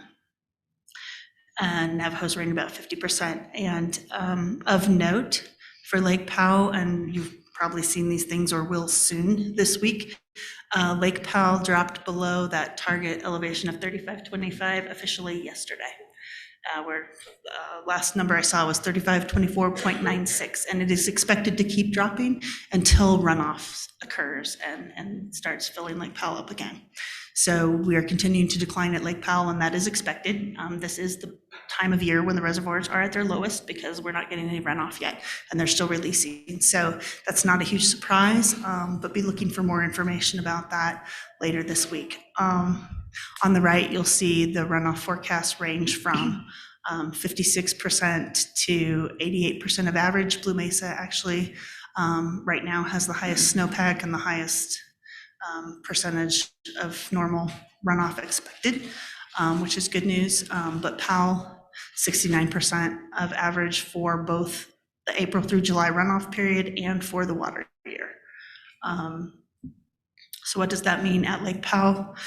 Excuse me. After a mostly dry January and February, you can see on the far right of this graph, the red, green, and blue are the minimum, most, and max probable forecasts, and they are now all below average. But we do see that red bar is higher than last year. So we are not expecting this year to be quite as bad as last year. And on the right, you'll just see a reminder of a couple of things. One, that this average line on this graph is the new lower average for Lake Powell inflow. And then a reminder of the releases over the last few years from Lake Powell to Lake Mead. In terms of drought activities and what's been going on, the Upper Basin has been working under their drought contingency plan, which includes drought response operations, weather modification, and feasibility investigations for demand management. The Lower Basin has triggered DCP conservation. The dropping elevations in Lake Mead have led to the 1030 consultation to protect elevation, to strategize about protecting elevations in Lake Mead. This year was their first tier 1 shortage, so deliveries to the Lower Basin were reduced for the first time this year. And they're working on their 500 plus plan that I think came out of that 1030 consultation in an attempt to put some more water in Lake Mead, reduce releases. So in terms of drought response operations, last year, as you'll recall, there were some imminent need releases from reclamation out of Blue Mesa and Flaming Gorge. And those had no effect on the determination of what the releases would be out of Lake Powell this year. For water year 2022, the only thing that's occurred so far, also as an imminent need outside of the DROA planning period, is at Lake Powell, they withheld 350,000 acre feet of water they normally would have released in January, February, and March, and they held it for release later in the year to keep Powell from dropping as low as it otherwise would have. So Powell would have been below 35.25 a couple months ago had they not done that. We're still in the planning process for regular drought operations. The framework document has been distributed. It's an April to March timeframe for drought response operations, since April's about the time you start planning reservoir operations for the next year, when you know what it looks like, you know what your fill season is going to look like. So drought response operations are built on an April to March timeframe. So we're still working within that timeframe for what we're going to do for the rest of 2022 and early 2023. So the framework document has been distributed and comments have been received. The attachments are being drafted now that the March 24-month study came out yesterday. So we have new information about the forecast for all of those reservoirs. So those attachments are being drafted right now. The plan will then be updated with the April 24-month study data when it comes out mid-April, to try to get that plan finished by the end of April 2022 and ready to implement. A couple of important things to note here. One is that in terms of distributing that information, one of the primary ways that's going to be done is through the reservoir operations meetings that Reclamation holds for each of those reservoirs. So those are being scheduled, and in some cases, extra meetings of those are being scheduled so that there's time to get those draft plans out based on the March 24-month study and allow a little bit of time for some input before they're finalized with the April 24-month data. And I think that's all said about that. So look for that and look for those to be occurring. I think the first one is tomorrow for Flaming Gorge. And this is just a quick reminder that we are still in that first band for 2022 in terms of both the DCP contributions from the lower basin in Mexico and the Tier 1 shortage for the lower basin in Mexico. Total of 600,000 acre feet, some of which is met by previously conserved water. So it's not a savings to meet of the full amount, but some of those are actual reductions. And just a reminder, there's been a lot of changes to the modeling recently. So if you're looking at some of that 24-month study data yourself, it's hard to compare current runs with stuff you saw last year because they've made some changes. And with that, I will take any questions or turn it back over to Amy for the rest of the presentation. Thank you, Michelle. Are there any questions for Michelle? All right, you're off the hook. Thank you very much. Thank you. You guys really let her off easy today. So I am going to go through some updates on DCP implementation. Michelle covered a lot of things here, but just to start with demand management, frankly, I don't have a lot of updates since we talked last. We're still really waiting on the other states in the Upper Basin to develop a little bit more information. So we're likely to get a bit more probably this fall. One other thing I'll note is that everyone has been working really, really hard on the drought response operations plan. I know Michelle is in meetings every single day for multiple hours a day. So this has been a real, I think, drain on staff time, particularly for other states. So Colorado was already kind of out ahead of the other states, but what we're seeing is that there's only a certain amount of things that staff can do. So we might be waiting a little bit longer on that from the other states. The other thing that we've been kind of doing is continuing those discussions with Reclamation about the federal infrastructure funding. And I want to be very clear that we're just talking about that Upper Basin DCP implementation pot. If you have questions about the rest of it, nate.pearson, but we have had some conversations with the Upper Basin states, technical staff, and also reclamation about how we could best spend those funds. And a lot of that has focused on infrastructure needs, measurement, soil, moisture, monitoring, things like that. So we're continuing those discussions. I feel like I don't have a whole lot new information to provide on any of these things, but rest assured we are doing a lot behind the scenes. With that in mind, I want to turn the board's attention to this drought resiliency toolkit concept that we've talked about before. And the kind of way that this came about was recognition that there's a lot going on with demand management. There are a lot of complicating factors relating to demand management, and one being that our fate is really tied to the other Upper Basin states and what they're doing and the pace at which they're moving. There are also just a number of conditions that are laid out in the demand management storage agreement. So it's one particular tool that could be used for one particular purpose. But I think what I've heard from this board, and I think more broadly, is that we need to really think about, regardless of what happens with the other states, regardless of what happens with demand management, what are we doing to protect Colorado? What are we doing to make sure that no matter what happens out there, we have the tools in place that we need? Looking at kind of the projections, the hydrology, and frankly, just the reality of what we're living through right now. So that is kind of the big picture concept of the Drought Resiliency Toolkit. And I wanted to talk to you all today about maybe taking some action to kind of formally kick this process off.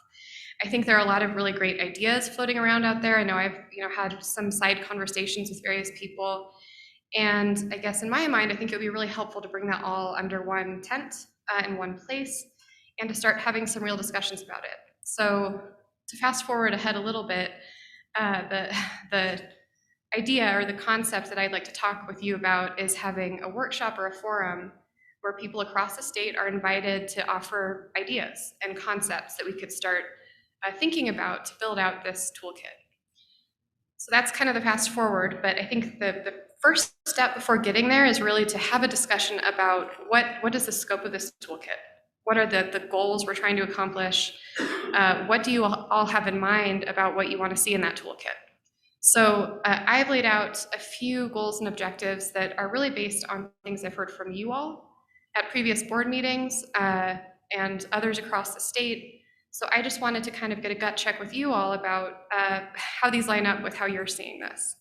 I do want to emphasize that this will be an iterative process that we can, add some goals and objectives or create more specificity on these as we go forward. But I do want to make sure that we're starting off on the right foot and on the same page, frankly, that we're all running in the same direction, so to speak.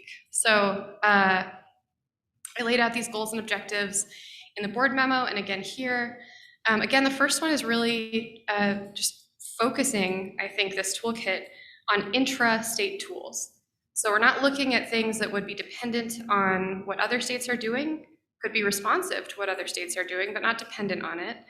And that frankly isn't as related to Lake Powell and the bigger Colorado River issues as other options we might have available. The other thing is thinking about what the objective would be. I think there is this recognition that we need to do something to protect our water users, to protect the state, to make sure that we are fully prepared to go into what we've been living, frankly, for the last 20 years and probably will continue to live. One important thing is I don't think any of us want to reinvent the wheel. There's a lot of really, really good work going on right now. So how can we really plug into what's already happening? And a couple notes there. One is, I think as you are all very, very aware, we have a lot of great resources that were created in the demand management investigation already. So how can we look at how we can use that information and transition it over to this effort where it makes sense? The other thing I want to note is that kind of along the same lines of not reinventing the wheel is we have this thing called the water plan. Maybe you've heard of it. And there was this recognition, I think, as I was thinking through this and talking to Russ a lot, that a lot of these tools might really fall very nicely within efforts that are already in place in Russ's section. So I think this is something that Russ and I will do together that will be also very water supply focused. So I just kind of want to raise that, and I'm thinking specifically about some of the concepts that Russ raised yesterday, the contest concept, things like that, I think could align really well with how I am thinking about this toolkit. Let's see. So a few other things, leveraging federal funds where possible. You know, I think the federal infrastructure funds, again, I'm not going to speak to that too much, but are there opportunities that we can help maybe local partners, you know, make sure that they're accessing those funds where appropriate, and do some work on our end to make sure that those efforts are aligning with this resiliency toolkit that the state is working on.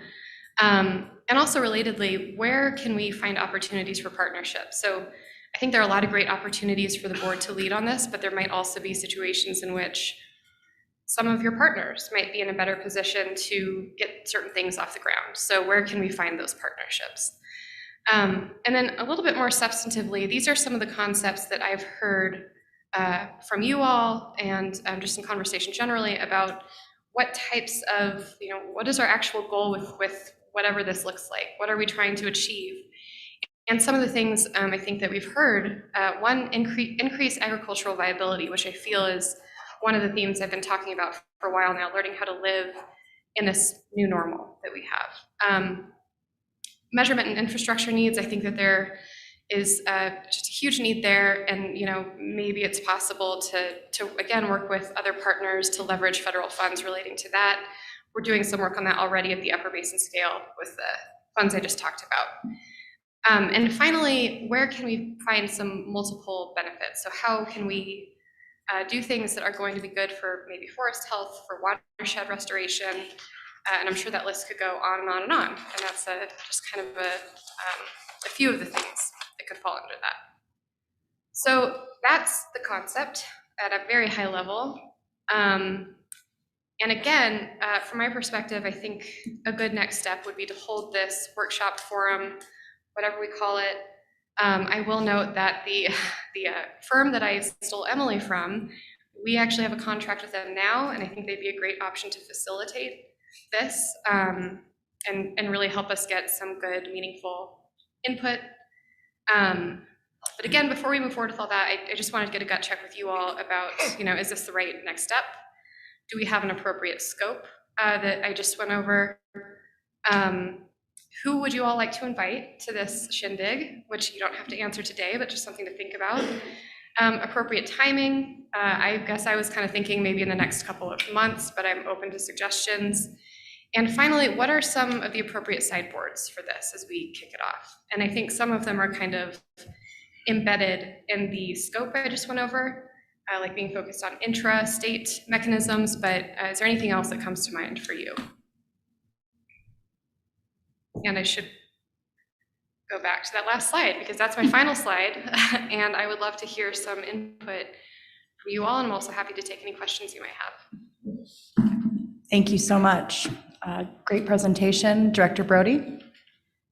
Well, I agree. It was a great presentation. So thanks to you and Michelle for all the information and for these ideas. Personally, I think this is something we should explore. While I don't want to foreclose demand management as originally conceived, should that opportunity, still be available based on kind of what happens with the other states, I do think it makes sense to also explore what we can do as a state within our own borders, because we have a lot more control over what happens within our own state versus, an agreement that requires cooperation from multiple states to move forward. So I'm excited about this idea. I hope that we can sort of take those lessons learned through the demand management process, and in particular, all of the issues, that were flagged, whether it's equity, whether, it's education and outreach. I would imagine that some of those issues are still going to be relevant when we look to a Colorado approach. So I hope we can take advantage of all the good work and thought that's already gone into that process. The other thought that just comes to mind for me is, you know, it seems like this is going to be happening in parallel with the water plan update. And so I just want to make sure we're being thoughtful and strategic about how those two things sync up, because I think these could both be really important efforts and strategies for how we as a board and as an organization move forward. And I want to make sure we're cognizant that we're doing so in a complementary way.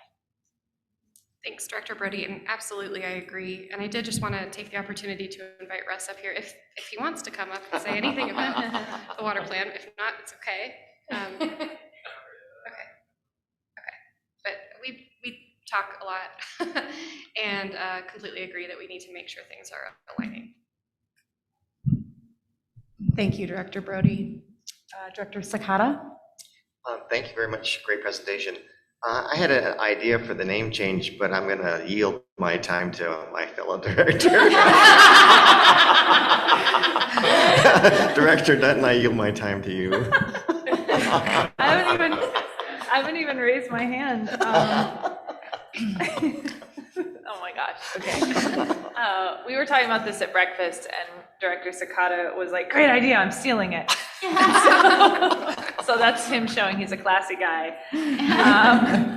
I think we should drop the word drought and really think through again that we, by definition and looking at the drought monitor, we are in a drought.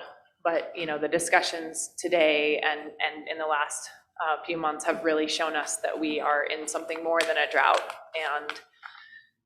And even if we do enough snow dances and we get the good fortune of coming back into a more favorable water supply, we should still be resilient. We should still make every effort, and we should be, you know, hopefully the type of things that would be part of this toolkit would serve us well. And so I would suggest that we maybe we need a noun in there, but really I think resiliency toolkit might say enough. And thinking about how are we not just resilient to drought, but also resilient to post-fire impacts and, you know, other things that are plaguing us from a water supply standpoint.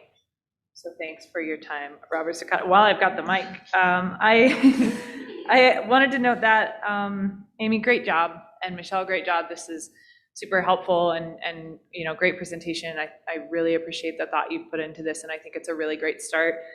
My suggestion for the sideboards of the conversation might be to, you know, really think about, well, what's working, and where the goal here is for us to think through how do we do more with less going forward. There are more people, there's more demand, and all predictions show that we will have less. And so how do we really think through how we use every drop and have multiple benefits and really maximize the use of that? And so I would categorize that as what's working. Again, you know, back to lessons learned, things that we learned in the demand management discussions and things that we can learn from, you know, great examples across the state and the world.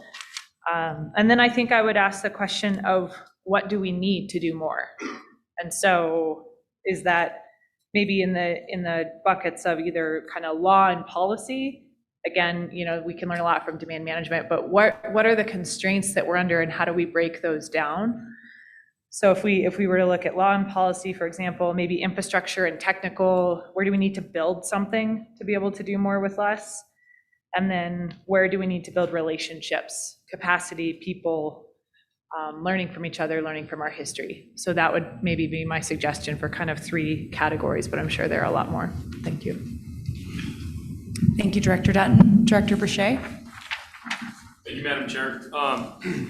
You know, as many of you know, in ag, you know, this kind of conversation is music to my ears, thinking about how we can push things forward a little bit. I wonder, and you don't have to answer right now, but to think through in some kind of a workshop or a forum, how, you know, we've got the agriculture conversation to it, the M&I, you know, environmental and rec, because I think that we have enough projects and information related to agriculture that if we're going to have a meaningful conversation, it's going to get pretty scientific, you know, and pretty specific practices, and we're going to need some substantial experts in the room, which I'm so glad that now Nora is on board to be the soil health lady.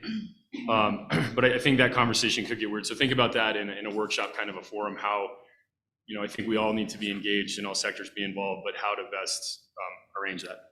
Thank you. Thank you, Director Boucher. Director Felt? Yeah, I was really glad to hear what Director Dutton and Director Sakata had to say. I was having the same thoughts. I woke up in the middle of the night before last, and I was just thinking how there's sort of there's an equation that adds up to the problem, and it is kind of the supply over the demand. And so I was concerned too with the drought term in there, and kind of looking through the list I printed out that page that you had in your packet. That it was a lot of this was very supply focused, and maybe we just take it for granted that the demand is what it is and that it's going to keep growing. I mean, I know nobody wants to talk about how do you deal with growth, but I can certainly say as a county commissioner, like, that's why I wasn't here yesterday. And I think it's something that we shouldn't sort of silo ourselves away from just because we're the Water Conservation Board. And when you ask about, well, who should be maybe participating, whether it's in the workshop or something else, I told this group about how in early December, Director Mitchell, Director Ryan, a few other folks came to Colorado counties and kind of helped the commissioners of the state understand what is going on with the Colorado River specifically. And in June, Russ and some people that we're still working on inviting are going to come to the June conference and learn more about the water plan and how, be sort of like a preview, because it won't be quite released, but how does a county commissioner, let's say, who doesn't normally run a water system or anything, how do they interact with the water plan and advocate for their community and try to take advantage of everything that's there? And it just strikes me that this is a third instance where I think we should invite, if not to this workshop, some other forum soon, our county commissioners and perhaps other municipal leaders that are making land use decisions and are trying to figure out how to manage growth especially in our rural areas where it's probably less efficient than the urban areas in terms of like residential growth and municipal growth. Because if we don't ever address the denominator, we're just like treading water. It's a real challenge. And I know it's unpopular and politically challenging and everything, but I think it should be part of our leadership role to at least provide as much information and tools, the toolkit, to the people making those types of land use decisions and guiding the growth of our communities, as it is just making sure we have enough water for them to do whatever it is they decide to do. So yeah, I was thinking very parallel to you guys, but that'd be my thought on your event or events. Thank you, Director Felt. So I have a couple of things. I love acronyms. Colorado Aridification Resiliency Arsenal. Just to start off drafting names. I know that's not what we're here to do, but I just, Kara. I'll stop there with that one. But I want to thank you. It has been an incredibly complicated season of demand management, and it has felt like winter for years in that way. And you and the staff at CWCB have, I think, really towed the line between supporting all of the water users in Colorado as they participate in demand management discussions through those workshops and individually with comment letters and up through the Basin roundtables with the white papers that we have seen. And then on the other side, you've brought to us the matrix, you've brought to us options of how we can move this forward. And I'm fully aware that many people in Colorado look at this board and think, oh, they're not doing anything, they're not moving this forward. Well, we of course could have moved this forward, but we came to a natural pausing point, and I think this board was intuitive enough to understand that we didn't need the forward action at this moment. We need the other states to catch up. We need the information that the UCRC is collecting, the information we're receiving from DROA, and how that's working for us or not working for us, in order to understand what our next steps are and how our fiduciary responsibility in Colorado is met by this board, and how we move forward, showing our water users that we are paying attention and that we care about the future of agriculture next year and in 5 years and in 50 years from now. So I appreciate Director Brody's comments, but I want to be abundantly clear with Colorado that, you know, we have come to a point where we're at a red light at demand management at any time. That could go to yellow with new information. It could at some point go to green. But while we're at red, this cross traffic that we're experiencing really has to do with getting our house in order and developing this arsenal or toolbox or whatever we decide to call it, and sending our energy into that space. And so I look forward to seeing what we can do. And with that said, I think do is the operative word. So for this workshop, it needs to be action. We need to identify low-hanging fruit, things we can start doing immediately, not things that come on a planning horizon that span, you know, okay, in 2 years we'll have the funding or the wherewithal to improve upon something, right? We need to do things this year. We need to show forward movement. I know our NGO community out there has many ideas. I've heard the idea of a contest kicked around where people can come and you know, throw their best ideas out, and we'll be prepared at this workshop to prioritize and to take action, not to study, not to go through another process, not because we're not good at it, we certainly are, but because it's time. And A.G. Weiser, when he was here earlier, had mentioned Rush George's statement that what do you need and what can you give up, right? And I love that he said that. It's classic Rush George. And I think it's something that we should all think about, what we need to get through the new normal that is aridification in Colorado. And then what can we give up too, because there is going to be a balance there.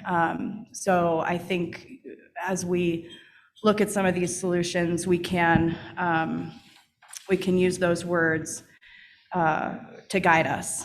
Then one suggestion I had that I would like staff to look into that I think falls pretty naturally after all the work we've done on demand management is the concept of reviewing New Mexico's strategic water reserve that they passed in 2005 and seeing how there may be a nexus in Colorado to looking at that. And for those of you who are unaware, New Mexico's Strategic Water Reserve was modeled after the Federal Strategic Petroleum Reserve, which was created in 1975 in response to the oil embargo, alongside some of the negotiations on the Pecos River Compact. And it's basically a publicly held water rights dedicated to keeping rivers flowing and those endangered species that rely upon those rivers thriving while still fulfilling compact obligations. And so it gives us a balance. It's an example. It's not perfect for Colorado, but I think we learned a lot through some of our water banking work, through some of the ideas about banking in Powell. Maybe we can pull that back. How do we look at resiliency in Colorado using some of the information that we've gathered, and maybe this is a model to just glance at as we do that. So those are some of my suggestions. And I look forward to hearing other people's ideas and acronyms. And Director Brown, one thing I'll just note is I think that the concept you raised does raise a number of legal complexities and questions. So I'd be happy to work with the AG's office on looking at that. Great, thanks. Madam Chair, Yes, go ahead, Kelly.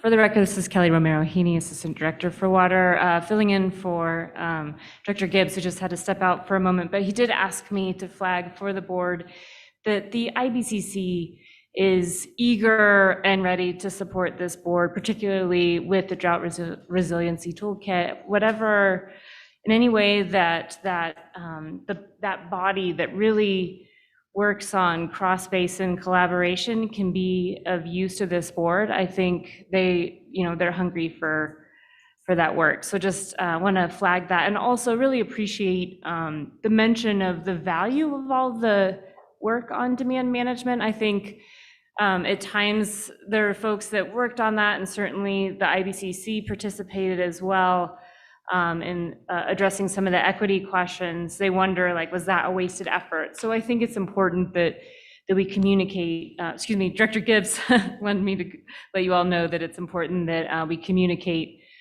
to them that was a worthwhile effort, and it really informed where Colorado is likely to head in the future. So he just asked that I share that with you all. Thank you.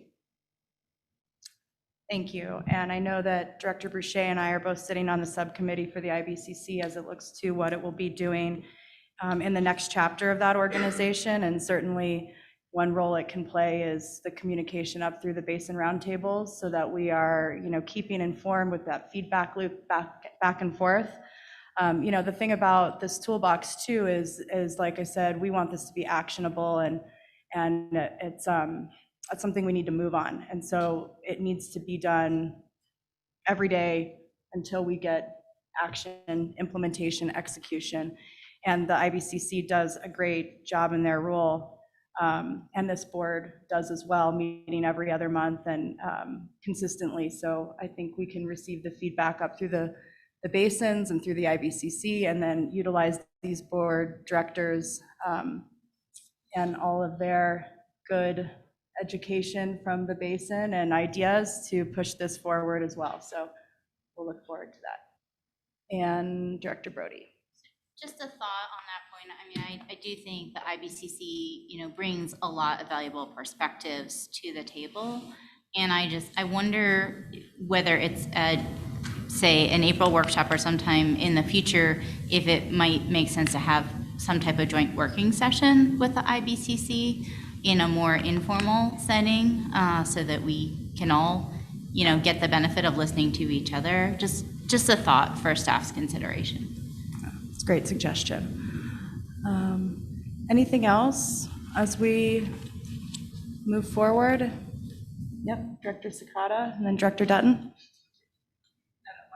Okay, thank you. Thanks, Madam Chair. We are so fortunate, as I with the involvement that we're all in, that people want to be engaged. Isn't that great? I mean, I look at the South Platte Basin Roundtable, and one of the questions on my presentation was, what can we be doing? And so it'd be terrible if we were in the opposite direction, trying to get people to be involved. We're so lucky to have people that want to be involved, and I think this is a great opportunity for that. I think there's different levels of our arsenal. So I mean, the IBCC can be looking at the intra-basin tools that we can use. The roundtables can be looking at the tools within the basin that would be appropriate. We could also be taking a look statewide. I think what I always remember Director Felt saying is the key thing is finding a safe place where we can have an open dialogue about that idea.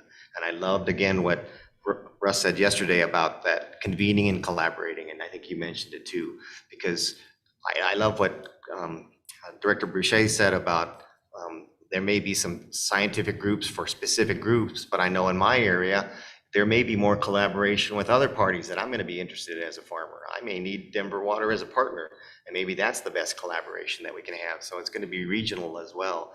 So I just encourage us to have that wide open space that we can really throw out the wildest ideas and see what we can come up with. So thanks very much, Amy, for that. Thank you, Director Dutton. Thanks for that really nice summary, Director Sakata. Amy, I didn't totally know where your presentation was going to go, and so I realized I probably should have asked a question of Michelle, but yeah, just not knowing what was going to happen.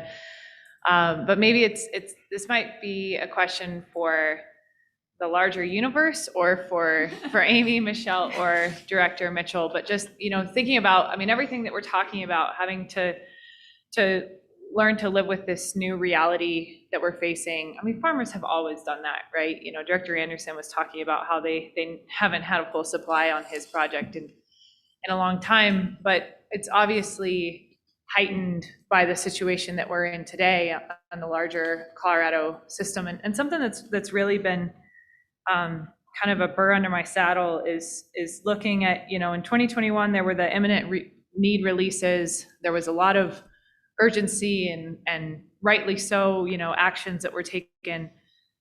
But then can anyone help me understand why did the Bureau then still release more than the minimum out of Lake Powell, which has kind of influenced or directly influenced the situation we find ourselves in today? Director Dutton, that's a good, fair question. And what I would say is that operations have been going forward pursuant to the 2007 guidelines. So if you look at the 07 guidelines, there are very specific elements that you look at to determine what the release out of Powell would be. So that's essentially how the decision was made.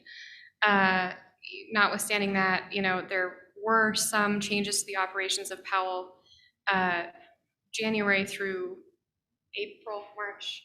They held back 350,000 acre feet in Powell to release later. But the important note there is that that does not change the annual release, which is, again, dictated by the 07 guidelines. So that's where that comes from.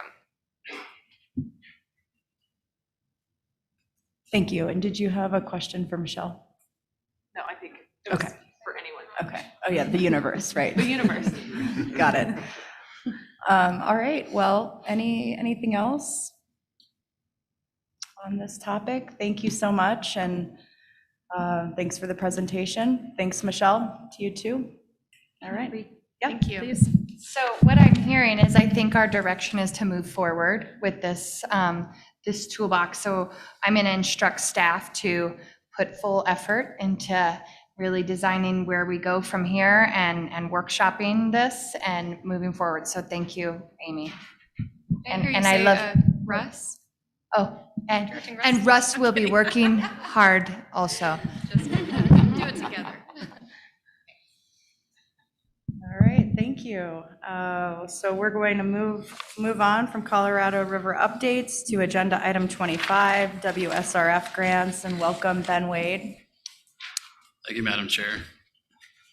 Yeah, for the record, Ben Wade, CWCB staff, kicking off 40-some grants the board will hear today. I know that excites everyone. And just had a question. Do we want to move stack recommendation this entire block for all of them or just go one by one? What's your preference? Let me just ask the board. We didn't have any recusals from these items, did we? Oh, yep, okay. I just have a quick disclosure that on item 25A, I am a non-paid board member of the Colorado Rio Grande Restoration Foundation. Thank you, Director Dutton. Director Sakata, you didn't have anything, right? Okay, great.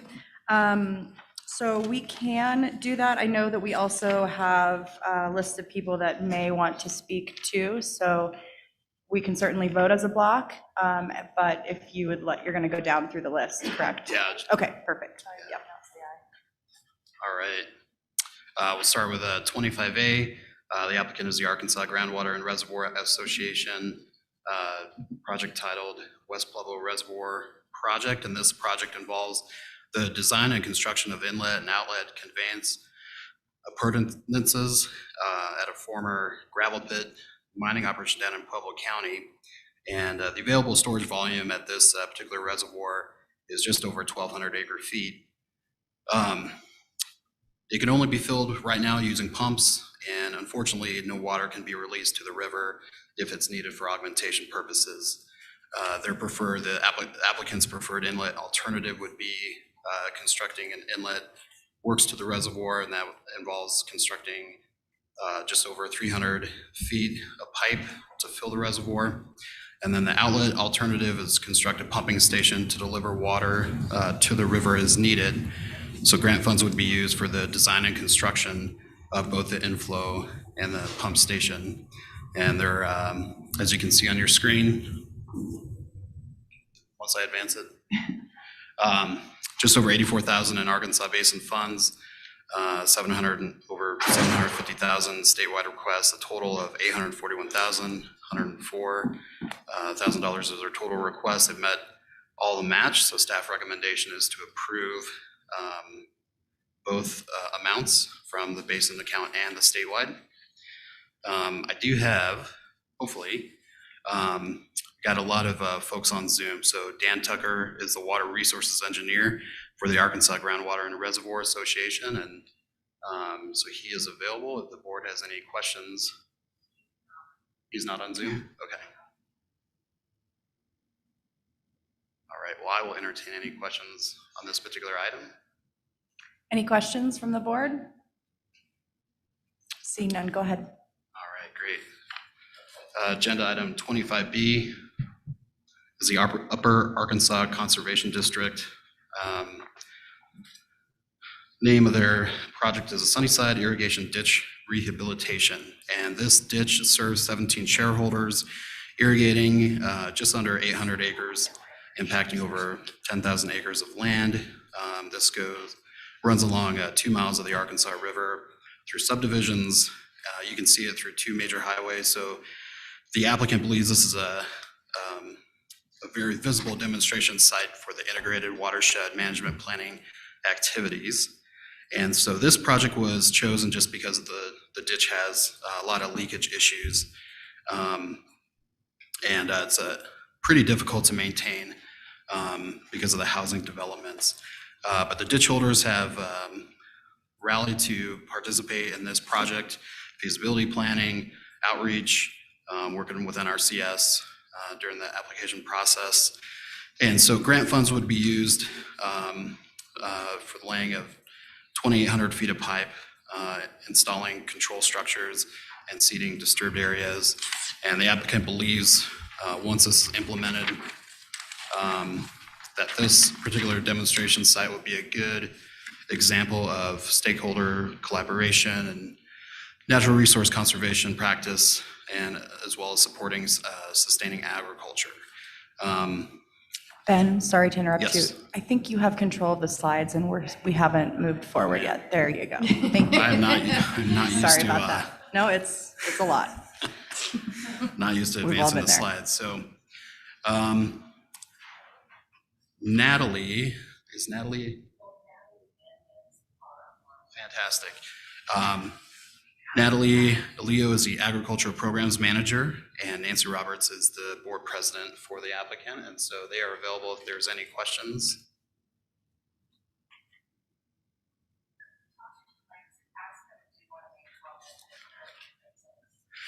Natalie or Nancy, if either of you would like to make any comments on your project, you can feel free to unmute yourself. And you can turn on your video as well.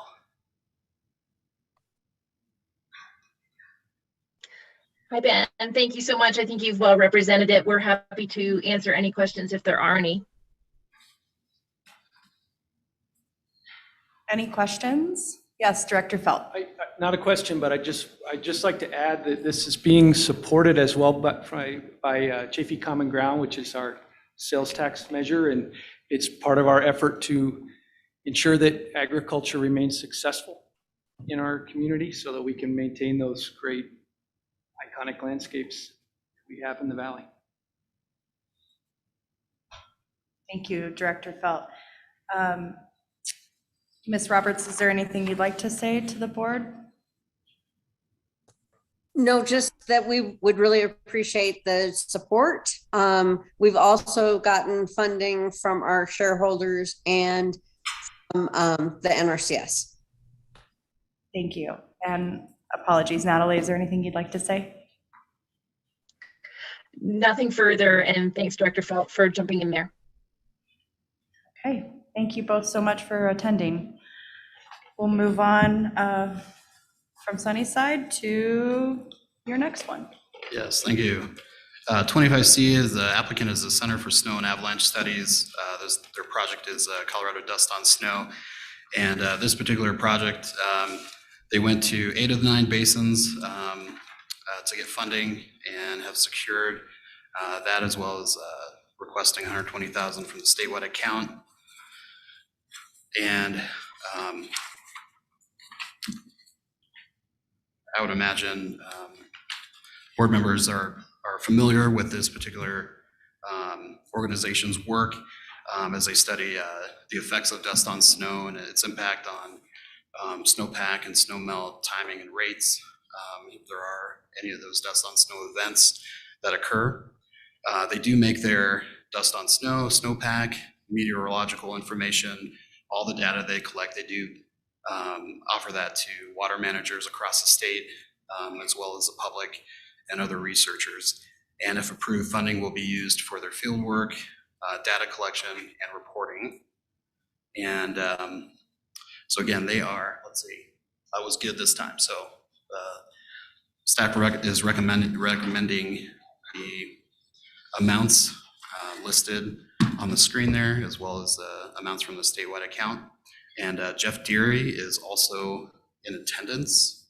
And Jeff, if you can hear me, if you could unmute yourself and turn on your camera, if you would like to make any comments to the board and answer any questions. Great, thank you. I don't have anything specific to say, except thank you to the board for considering this request, and thank you to the CWCB for their hard work and all my questions and processing this request. And just in general, it was just I like to say it was just a pleasure attending all the different roundtable meetings throughout the state in fall, and the enthusiasm and support for this project was just wonderful to see and much appreciated. And I feel any questions, please. Thank you, and thank you for your work. This is very important to the state of Colorado, so we appreciate it. Are there any questions for Jeff? Oh, Director Sakata. Thank you, Madam Chair. Jeff, as I read through the proposal, are there any scientific tools that you can use that measure dust that you can then correlate as you're doing, the reconnaissance when you're going down and measuring the layers? Is there any kind of instrumentation that would actually real-time measure particles settling on the dust that you could compare it to your study? Great question. Real-time, that's tricky. There are instruments that can measure albedo really, really accurately on those very thin layers. What we have been doing since 2012 is collecting each dust event sample and sending it to our partners at USGS. And they do a mass analysis and look at the mineral composition of the dust to source the dust. And by looking at how much mass was in the layer, we can make generalizations about how much covered the landscape, for example. And so we have a pretty long data set with USGS going back to 2012. I was just thinking in the future that we didn't have to always go back and dig those pits that you're talking about. If there was some kind of real-time monitor that could help us predict in the future those events, it would be kind of interesting to incorporate that. Yeah, you mean an instrument that would actually measure the amount of the dust in the snowpack. We could, radiation data will give you the effect of the dust and sense of the albedo, its effect on albedo once at the surface. But different mineral compositions affect the albedo differently. So if you were to have an instrument that measures the dust, it might not give you a direct idea of what it'll do to albedo, for example. Interesting. Thank you. Think about it some more. Thank you. Any other questions? All right. Well, thanks so much for being on camera. Thank you.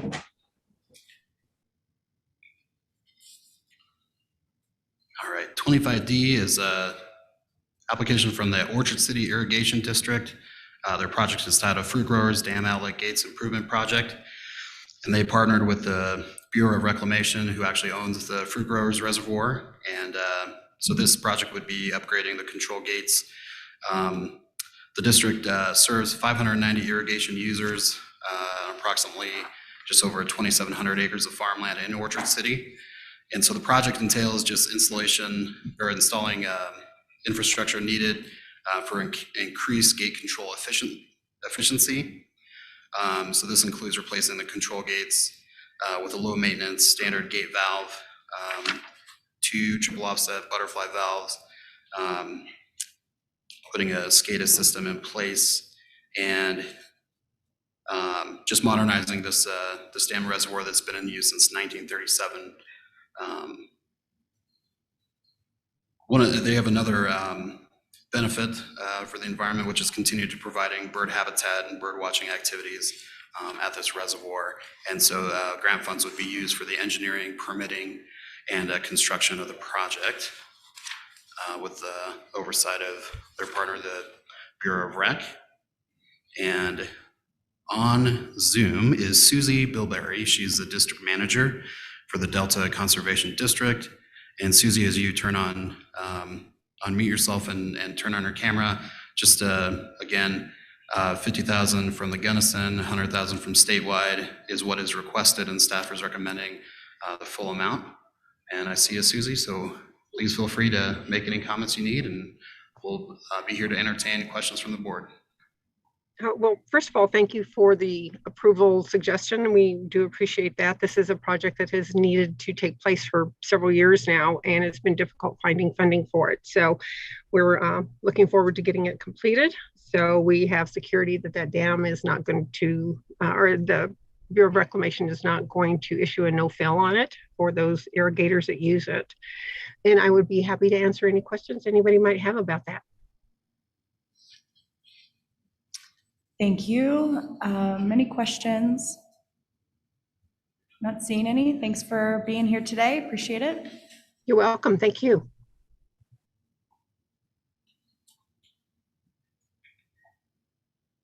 All right, agenda item 25E is from the town of Olathe for a water meter and water conservation outreach grant.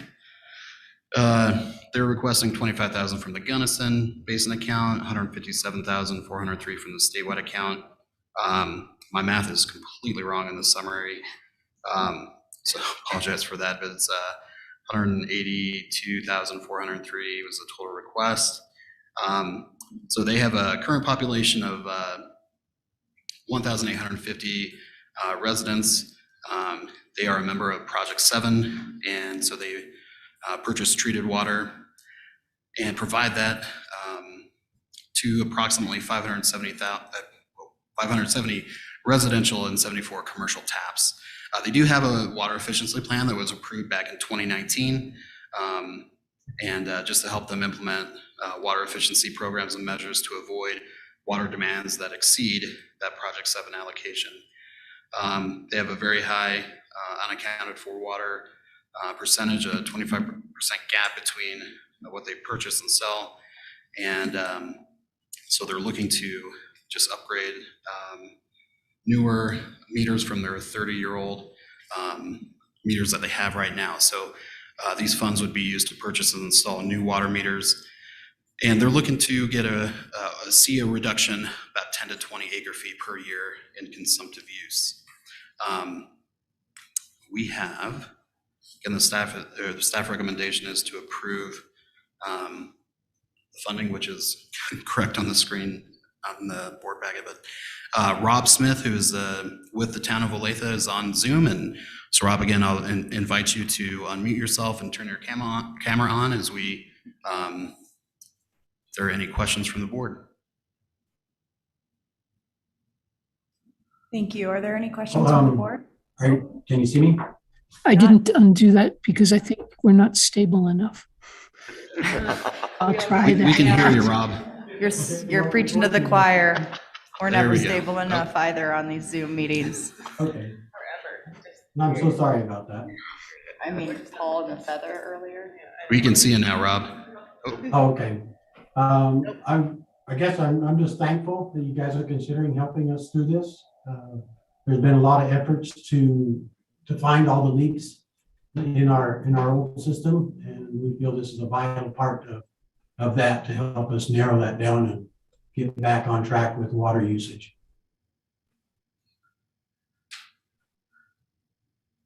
Thank you, Rob. Thank you. Thank you. Any questions? Director Sakata? Hi, Rob. This is Robert Sakata. I was curious, reading your packet, you said that there's like currently a 25% difference. If all of a sudden residents are getting charged 25% more, do you have any concern about that? Well, I guess my thought is if they're charged more, they'll start being conservative as well. It could kind of help resolve the issue on both, I guess, both sides of the gamut. Okay. This is Joanne Fagan. Part of the project is to make it so that customers can see what water they're using. The new meters will be smart meters, and they can go online and see what they're using. And we're going to do some outreach to explain to them, ways to implement some of the efficiency plan and ways that they can implement improvements in how to use the water more smartly and hopefully get some reduction in use. That sounds great. Thank you, Joanne. Yep. Appreciate your consideration. Yeah, thanks to you both for being here. Thank you. All right, thank you both. Agenda item 25F is an application from Trout Unlimited. Their project is a Stewart Ditch Diversion Improvement Project. And we've actually, the board has actually supported a previous grant to provide some site survey, hydraulic modeling of concepts and some engineering plans. So this proposed project is just to build on the ongoing engineering modeling efforts. And so this would be constructing a new rock dam in the river, replacing the antiquated and deficient irrigation diversion structure that's in there right now. This will support more than 240 water users who rely on the Stewart Ditch for irrigation of nearly 2,600 acres near the town of Paonia. This new diversion infrastructure would help improve water use efficiency and protect the ditch from overtopping. And so they have requested $40,000 from the Gunnison, $100,000 from the statewide account. Staff recommendation is to approve both the requests for a total of $140,000. With us today is Carrie Dennison from Trout Unlimited. And Carrie, if you could unmute yourself and turn your camera on, and if you have any comments, and feel free to make them and answer any questions the board may have. Oh, you're on mute. See, there's always one. It's you today. You're still on mute. It's like a disappointing cartoon, huh? for us too. Hang on, let's see what we can do on our end. Carrie, Anything? you're providing the enjoyment that we needed this afternoon. You could hold up a sign if you'd like. His microphone. Yeah, there you go. It's still showing muted. Yeah, but on my end, it's not. Okay. Okay. Something's wrong with your microphone. We're really, yeah, sorry. We know you support the project.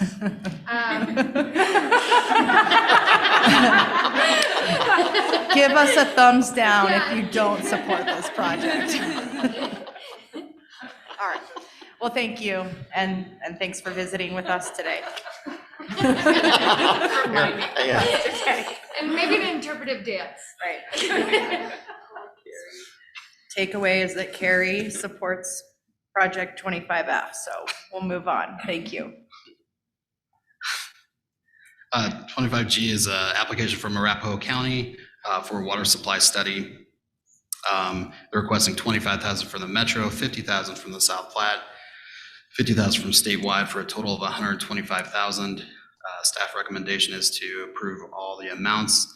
And this money would go towards updating a study that was completed back in 2001. But they would use funds to hire a consultant to update this study that covers 623 square miles of urban and rural unincorporated areas of Arapahoe County. They'll be working with water providers in that area, with also community input. And so they want to just provide a comprehensive review of the current water demand and supply, and then evaluate future demand, supply, groundwater, other resources up to the year 2050, as well as identify approaches for water demand management, water efficiency and conservation, and ensure that their land use decisions balance the efficient use of the limited water supplies with the needs of residents that are moving in and other industry in the area. And then they're going to provide developers, property owners, and 97,000 residents with this information that comes from the study. And we have Loretta Daniel and Larry Mugler from Arapahoe County on Zoom with us. And so Loretta and Larry, feel free to unmute yourself, turn your camera on, and if you have any comments you want to make, and thank you for joining and answering any questions the board may have. Well, thank you. First off, thank you so much for considering this grant application. And I think what we'd like to say is that, sort of following up on the previous agenda item, when the commissioner mentioned the need to really integrate land use planning with water resource planning, that is really our objective here. Is we realize that we have growth pressures along the I-70 corridor, so we really want to have materials so that we can very clearly understand and have materials for our decision makers, so that there is a context for really taking a look at land use changes in the county over time. Thank you so much. Thanks for being with us. Is there Larry? Is he on as well to speak? Yes, Okay. I'm here. I guess I would just add that the County Board of County Commissioners has approved the matching funds, so we're ready to go with the matching amounts. And this is also an outcome from a Water Smart workshop supported by the Sonoran Institute, so we have the support of the participants in that particular workshop for this project. Thank you so much. Can you repeat what was the institute? The Sonoran Institute. Okay, thank you. Mm-hmm. Any questions? Okay, well, thanks to you both for being on video.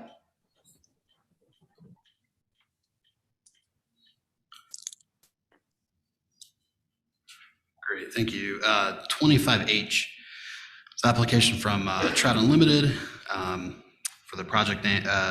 Project name is Lower South Boulder Creek Watershed Restoration Ditch Structure Automation Demonstration Project. This proposal is actually a part of a bigger effort for the South Boulder Creek stretch, and this particular proposal is focusing on engineering designs, permitting, and installation for an automated and networked ditch headgate operations. So this project was identified during the work done in the first phase of their watershed restoration project, and several ditch companies and the cities of Boulder and Lafayette have ownership in the new Dry Creek carrier, and so this would benefit those folks. Grant funds will be used for contractors to provide those services in support of developing these designs, and what's needed as far as materials go to upgrade the gates, repair the degraded components, and flow gauges as well. They have requested, I didn't advance my slide. Yeah, I did. $22,000 from the Metro Basin account, $22,000 from the South Basin account, $123,000 from the statewide, for a total of $167,000. Staff recommendation is to approve all the amounts. And Stephen Bryant, who is a Trout Unlimited project coordinator, is joining us via Zoom as well. And again, Stephen, if you want to unmute yourself and turn your camera on for any comments and answer any questions the board may have. Thank you. Welcome. Any questions for Steve? Anything you'd like to say? We don't have any questions here on our end.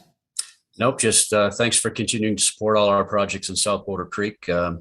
We seem to be making some progress with your help. Awesome. Well, thank you for being here. Thank you, Stephen. 25I is a application from the Colorado Rio Grande Restoration Foundation. Project name is the Conejos River Partnership Project Phase 1B. They're requesting $33,000 from the Rio Grande Basin account, $297,000 from the statewide account. $330,000 is the total request. So the Conejos River water users have identified just aging irrigation infrastructure, integrated riparian and aquatic habitat as significant issues. And these diversion structures are high maintenance, but they're also incapable of efficiently diverting water. And so these funds would go towards assisting in rehabilitating and enhancing diversion infrastructure and surrounding river channels through replacing of diversion structures and headgates, automation of headgates, enhancement of aquatic habitat, and stream bank stabilization, riparian restoration. And Emma Reeser, the Executive Director for Colorado Rio Grande Restoration Foundation, is also on Zoom. And Emma, please feel free to unmute yourself and turn your camera on. If the board has any questions, feel free to make any comments. Welcome, Emma. Hey, everyone, can you hear me? We can. Yep. Awesome. Well, it's great to see you all. And thank you so much to the board for your consideration of this project, and to the staff for your help. The restoration project's really excited to continue our efforts on the Caneos River Partnership Project with stakeholders along the Caneos. These efforts were prioritized in the Caneos River Stream Management Plan and build off of the first phase of this effort, which is currently underway. And so I really appreciate your consideration and happy to answer any. Thank you so much. Any questions, Director Sakata? Hi, Emma. I have a question. Who's this Nathan Combs that signed all the letters? Just kidding. Tell Nathan, thank you very much. It's amazing in these communities how much people have to do, and we really appreciate the work of people like Nathan. It was interesting reading the packet. It was like Nathan Combs signed every letter alone there. So I know, he's a man of many hats. Yeah, one of the many hats. So thank you. Or many cats, as we see behind you. Yeah. All right, any other questions for Emma? Thank you so much for being on camera. Thank you all. Oh, yes, ma'am. Ben, before you go, I realized I didn't flip the page over. I have a real conflict as my employer is the San Luis Valley Water Conservancy District. So I'm going to go to the good place for item 25J. Enjoy that. Thank you.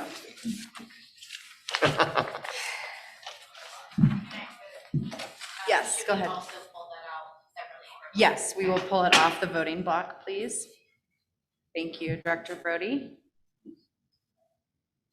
She was just talking about how she bought this reservoir, right? I know. Whoops. All right, let's hear about it. So again, 25J, applicant is the San Luis Valley Water Conservancy District. Project is the Shaw Reservoir Rehabilitation Project. They're requesting $40,000 from the Rio Grande Basin account, $302,600 from the statewide account for a total of $342,600 total request. I guess it'd be really cruel if she came back in and we're like, oh man, staff didn't recommend it. That'd be terrible. But this project includes rehabilitation of the Shaw Reservoir feeder, ditch and headgate, upgrading the reservoir outlet works, lining outlet pipe and adding automated measurement and controls. The ditch and headgate were damaged back in the West Fork complex fire. So this project will help protect that ability for this pre-compact reservoir and recreation asset to remain full a majority of the time and operate safely with more flexibility.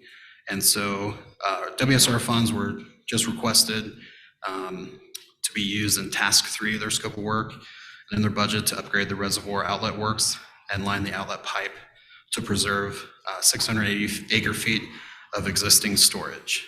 And Matt Hildner from the district is on Zoom with us to answer any questions or make any comments about the project. Good afternoon, Matt. Do you have any comments for us? Yes. First, I'd like to thank the directors for their consideration. It sounds like one of your directors may have already made a few comments about this project, but this does align with our Basin Implementation Plan goals of supporting healthy watersheds, contributing to a local vital recreation economy. And in that sense, on that one issue, Mineral County has committed over $30,000 in cash to help with the fishery access at the reservoir. And lastly, it also helps with river administration, since it is a pre-compact reservoir, which is very important in this part of the state. Thank you so much. Are there any questions for Matt? Okay, well, thanks for joining us today.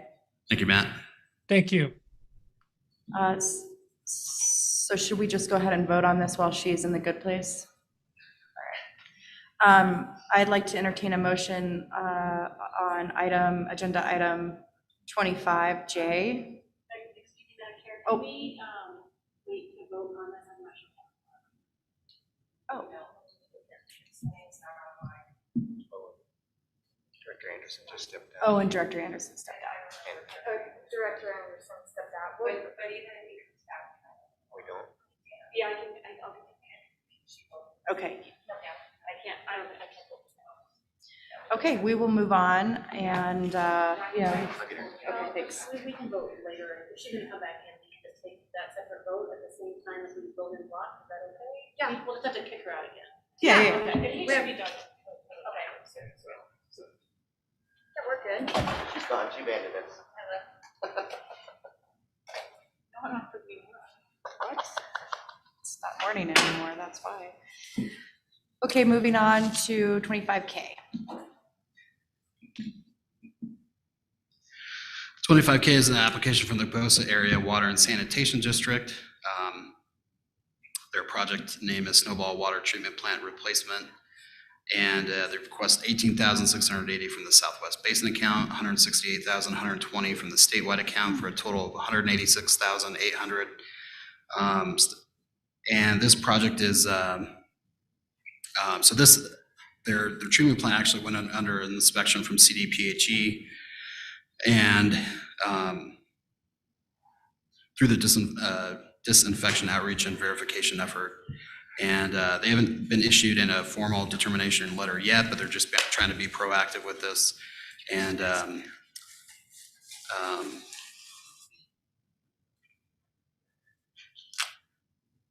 lost my train of thought. Okay. So currently, the existing design of the plant just offers limited removal credit for things like Giardia lambia under the calculation, just hinders their ability to comply with current and projected disinfection requirements. And so they're trying to be proactive with this to address the limitations of the existing treatment plant, meeting those current and projected requirements, and as well as expanding the treatment capacity to best utilize the 5 CFS pre-compact water right, and proposing a multi-phase project to design and construct a new treatment plant. So this is, the grant funds here would just be used to fund the final phase of engineering and design of the treatment plant. And this is would help meet Southwest Basin Implementation Plan goals or outcomes by providing safe drinking water to Southwest Colorado's citizens and visitors. I do have Justin Ramsey and Renee Lewis. Justin Ramsey is the district engineer for Pagosa Area Water and Sanitation District. And Justin, Renee, if you could please unmute yourself and turn your cameras on, and feel free to make any comments to our board and answer any questions they may have. Welcome. Do you have any comments? I think Renee had to step off, but I'm here with Aaron, our comptroller, and just want to thank, appreciate your consideration of this. This is going to be a $25 million project before it's all said and done. And we have recently received a $340,000 grant from DOLA, and we have full support of our district's board on this project, and appreciate any help you can give us moving this forward. Thank you so much for being here. Are there any questions? I'm not seeing any questions in the room, but we really appreciate your participation today, and good luck with your project. Thank you. Thank you. All right, thank you both. All right, made it to the end of the WSRF section. This is an application from the town of Pagosa Springs. Their project name, recreational and ecological enhancement of the San Juan River, Yamaguchi South, and actually this is be a combo grant. You'll hear this come up in, I won't look at it now, but in the water plant grant as well. So both of these go together. For the WSRF portion, they'd be requesting $16,618 from the Southwest Basin account, $149,562 from the statewide account. Total request, $166,180. This funds would be used for installing various new and/or improved river access points, channel features, installing channel and stream bank shaping, creating diverse aquatic habitat to support cold water trout, native fish populations in the area. However, we do know that they've been working, the applicant and CPW have been working together with staff as well, and we do have the staff recommendation here, but I do need to amend that to align with just some issues that have arose since they applied for both pots of funding, and but just to work with them during the contracting phase and just to make sure that we're satisfying Parks and Wildlife's issues before we fully contract with the applicant. So I just wanted to add that with staff recommendation as a condition. Thank you for that. Do we have any questions? Go ahead, Director Sakata. Thank you, Madam Chair. Could you explain the condition to me again? I guess I didn't quite understand. Yeah, sure thing. I think Chris Stern may be online as well, but yeah, just in between applying for the grant and then today's presentation, CPW has brought up some issues with parts of their scope and project. And so we just want to, before we fully contract with the applicant, we just want to make sure that we're, make sure that Parks and Wildlife is satisfied with the town's design on this project before moving forward. Okay, thank you. And I forgot to introduce James Dickoff with the town of Pagosa Springs. He is their planning department director, and he's online with us. So James, if you're unmuted, and I see you're on camera here, so feel free to making comments and answer any questions. Hopefully I answer that. Thank you very much. Appreciate that. And I want to thank staff for helping us through this application process, and of course the director's consideration today for awarding our project. We have a lot of community support for this. I think we're just working with the county of Archuleta currently on finishing funding the matching portion of our grant, and we met with them the other day, and they're strongly supportive of the process and project, I should say, and they are committing some conservation trust funds to make up the remaining matching funds, portion of which will be considered this year, and then the next portion in the beginning of 2023. And we are definitely want to work with your staff to make sure we meet those requirements and those conditions that were just stated. So we appreciate your consideration and available for any questions. Thank you. Director Brody? So I just want to make sure I'm clear on what exactly you want us to approve. And first, is there any scenario in which resolution of those concerns would impact the funding ask here? I don't believe so. I don't think it would impact the funding. Okay. It would just impact parts of the scope of work. Okay. So just, I want to make sure we give you the authority that you need to make sure that those outstanding issues can get resolved. And so I'm wondering if staff recommendation needs to be formally modified, or if we need to formally modify it so that we would be approving this subject to satisfactory resolution of those conditions as determined by staff or something to that effect. I think maybe one way to do it, Director Brody, would be to go ahead and pull this off the block too, and then you can repeat your staff recommendations, since in our packet it is not updated, and we'll go ahead and vote on that separately since we are ready with the quorum now. So does that all make sense to you? James? You have any questions for us? I'm assuming the change in staff recommendation is not new information, correct? No, and since this project does contain the actual final design of this project and the elements, we realize we need to work with all those entities to ensure we're meeting their requirements. So we're very comfortable with the conditions. Thank you. Okay, thank you. All right. Oh, yes. Yes, sir. I just want to say a thank you to Chris and Ben and to the town for working with CPW on this issue. We do a lot of coordination on each of these grant applications that, usually doesn't even quite make it to your eyes here. And this was a really good collaborative effort, and I'm really glad we were able to come to a good solution ahead of the meeting. So thank you. Great.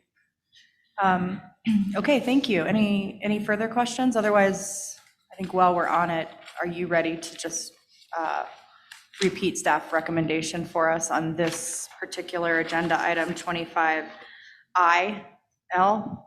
Sorry, thanks. Yeah, I'm trying to write. It's okay, take your write time. it out.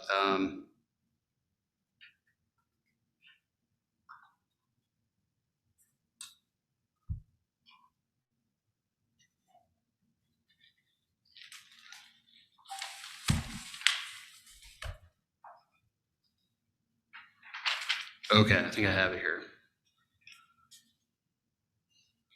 So staff recommends approval up to $16,618 from the Southwest Basin account and $149,562 from the statewide account to help fund the project recreational and ecological enhancement of the San Juan River, Yamaguchi South, contingent upon the Colorado Parks and Wildlife, satisfaction of the town's project's design. That was on the fly.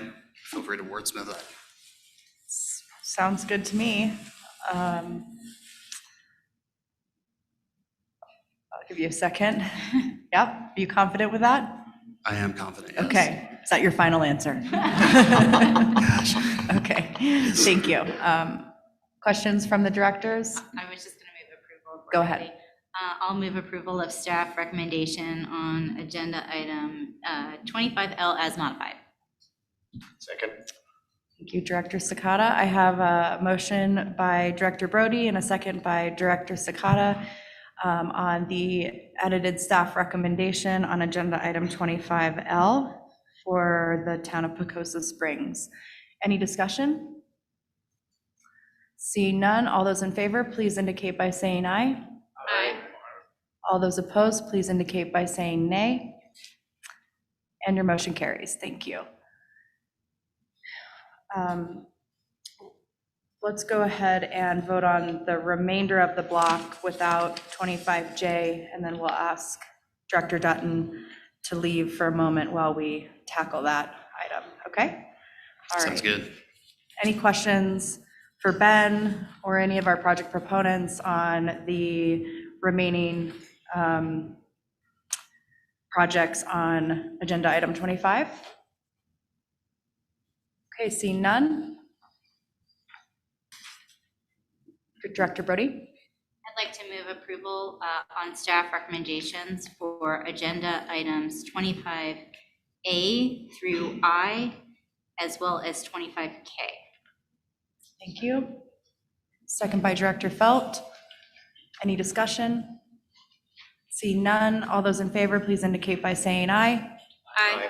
All those opposed, please indicate by saying nay. Motion carries. Thank you. And Director Dutton, if you would step out into the good place while we tackle agenda item 25J. Okay, Director Dutton has left the room. Director Felt? Approval of item 25. Thank you. Second. Thank you, Director Sakata. I have a motion by Director Felt and a second by Director Sakata on 25J, staff approval. Any discussion? Seeing none, all those in favor, please indicate by saying aye. Aye. All those opposed, please indicate by saying nay. And the motion carries. Thank you. All right, thank you. Nice job, Ben. Thank you, Ben. Good on the fly recommendation. All right, we'll move on to agenda item 26, water plan grants. And we will start with Anna, not Cole. Welcome. Good afternoon. So for agenda item 26, Anna Moss.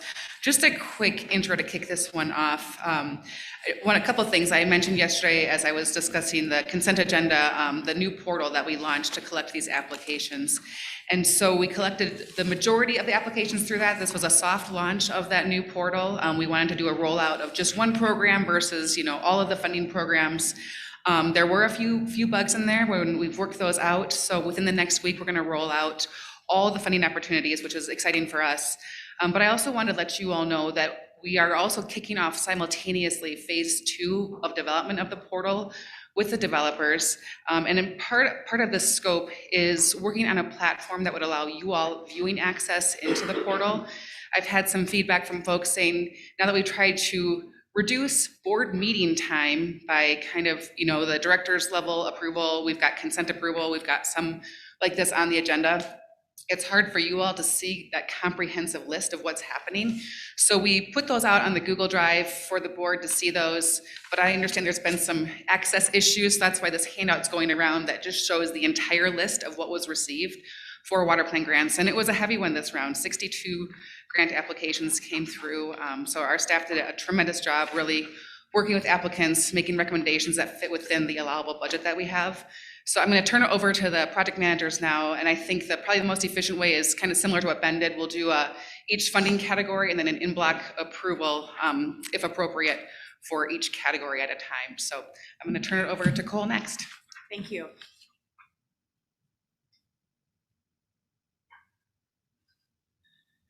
All right, thank you. This is items 26A through D. It's the agriculture category. Water plan grants, award recommendations above $100,000. So yesterday morning, you saw the consent agenda items, and there was one ag item that was also on the director's report. So of all of the recommendations we made for the ag category, that was $1,959,924. That was the total. And then these four that we're looking at that are over $100,000 are $1,725,194. So the vast majority of that are represented by these here. And so just to give you a little background on what the process was for this. So on December 1st, we received ag water plan grant applications, and they totaled about $3.3 million of ask. And of those 10, we didn't request, we are not recommending funding for 2. Those were on the consent agenda. We're recommending partial funding for another 2. And then we're recommending full approval for 6. And as part of that process, then there was one-on-one meetings with every applicant. I chaired a review committee with CWCB staff. We also reached out to Rob's staff at CPW and folks at CDA and folks at CDPHE to get feedback on all those applications so that we had a full package of kind of the best group of award recommendations we could make. And so as Anna mentioned, I'm going to go through each of these 4 just in one block, and then we'll go back and I can answer any questions on any of those. And I think then we'll just do one vote unless we need to pull something out. So the first recommended award is item 26A. It is to Drought Unlimited for the Gunnison River Drought Resilience and Restoration Project. The award will fund the design and construction improvements for 18 diversion structures and stream channel restoration work in the vicinity of each of those 18. The completed project will allow ag producers to more efficiently and with more control divert water from the river to their fields. And staff recommends board approval of $275,194 for that project. Item 26B is for the San Luis Creek Conservation Partnership Project being undertaken by the Rio Grande Headwaters Land Trust. That award will fund the creation of 4 conservation easements, which will tie water rights to 7,000 acres in the upper San Luis Valley. Staff recommends $450,000 for that project. Item 26C is for the Maybell diversion structure by the Nature Conservancy. The grant award will fund the construction of an irrigation diversion structure on the Yampa and associated project management costs. The project will allow the Maybell Irrigation District more control over its diversion and maintain production on 1,200 acres. The award recommendation is $750,000. Lastly is item 26D. That's the Howell Ditch Diversion Reconstruction Project by the Boulder County Parks and Open Space. The award will fund the design and construction of a diversion structure that will divert water for agricultural production. Currently, diversions into the Howell Ditch are accomplished with a seasonal sand dam. And so this new permanent structure will ensure that the ditch's water rights are perfected and will continue to deliver to the ag land. And the award recommendation for that project is $250,000. And so I can take questions on any of those 4. We can talk through those. Any questions? Okay, we will go ahead and vote in block here. There's no one on for participation on this I've got some one. folks on deck to answer questions, but that's all. Okay. I almost called you Professor Dutton. I'll take it. Director Dutton, there's the word I'm looking for. Senora. Professora. Madam Chair, I move that the board accepts staff recommendation on agenda item 26A through D. Thank you. Oh, thank you, Director Brody, with the second. I have a motion and a second. Any discussion? Seeing none, all those in favor, please indicate by saying aye. Aye. All those opposed, please indicate by saying nay. Motion carries. Thank you, Cole. Thank you. Kevin. Good afternoon. Kevin Reedy, CBC staff. I've got 7 of these guys this time, 26E through K. We had a total of 14, a big load this time for this application cycle, but we're recommending 12 to be fully funded. 2 just didn't make it. We, as Ann was saying, that we were, within a budget, and we've got to kind of make some cuts there. So I'll go through each of these. We had, 1,575,280.50 recommended for the total amount that was brought in, and we're recommending 1,325,618 for that. So I'll kick it off really fast. I'll go through each of these. There's 7, and I'll try to get through this as fast as possible so we can get through this. And then you guys have any questions, please shoot me a question. First up is the Denver One Water Plan Implementation. It's application by Mile High Flood District for $100,000, fully funded. This is the implementation of the Denver One Water Plan that we helped fund in the past. We've got really great partners in this Mile High Flood District, City and County Denver Water, CWCB, Greenway Foundation, Mile High Water Recovery as well. And basically looking at these, the recommendations that came up in the plan, the framework, and going ahead and implementing those things. And so this will help kind of organize the group and to recommend policy development and multi-benefit projects out of this. And, just to kind of put a finer point on this, with the growth that we see in City and County Denver, especially in the suburbs, we thought this was a really important task to take on, and it's really kind of matching up the land use requirements and the water efficiency things that Director Felt was talking about earlier. So fully funded, $100,000. Next up is the Arapahoe County turf conversion project, and this is really great too because this definitely ties in with that WSRF grant for the supply study, as well as Arapahoe County is looking at comprehensively changing their landscape requirements for the county. And so they're going to do a couple one big demonstration project, a 3 acres converted to native turf, native grass, and monitor the savings and the irrigation savings on that. as well as looking at 4 other sites for design and implementation for future development. This is kind of part of a bigger, as we've been talking about the legislation that's going through the House too as well, and the legislature with turf conversion.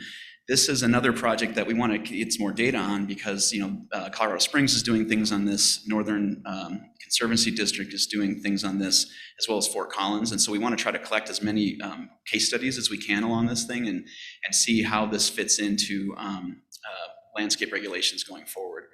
So I really like this one though. It's really integrated into a lot of other things they're doing. So fully funded at $138,203.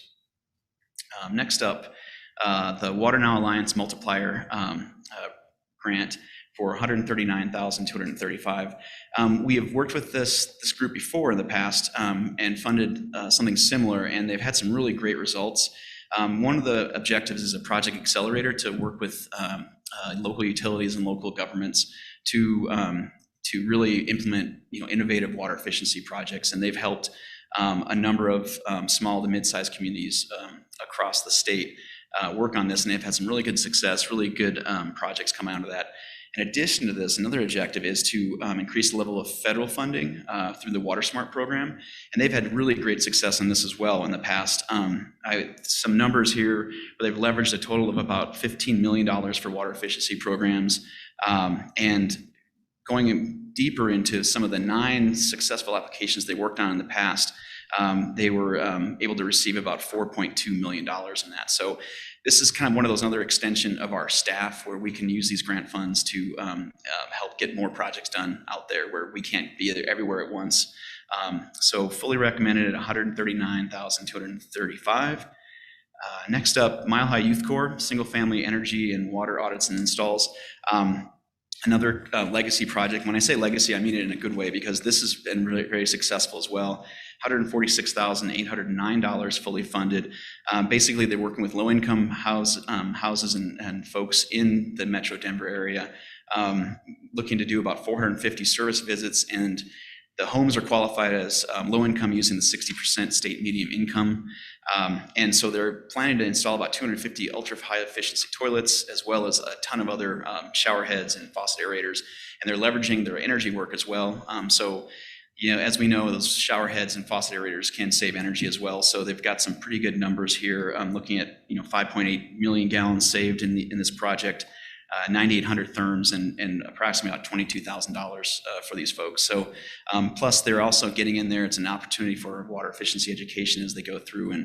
And speaking as a former crew leader of Youth Conservation Corps crew in a former lifetime, I really appreciate these kind of projects, and it really gets that equity lens as well. I think we're really training these folks for jobs.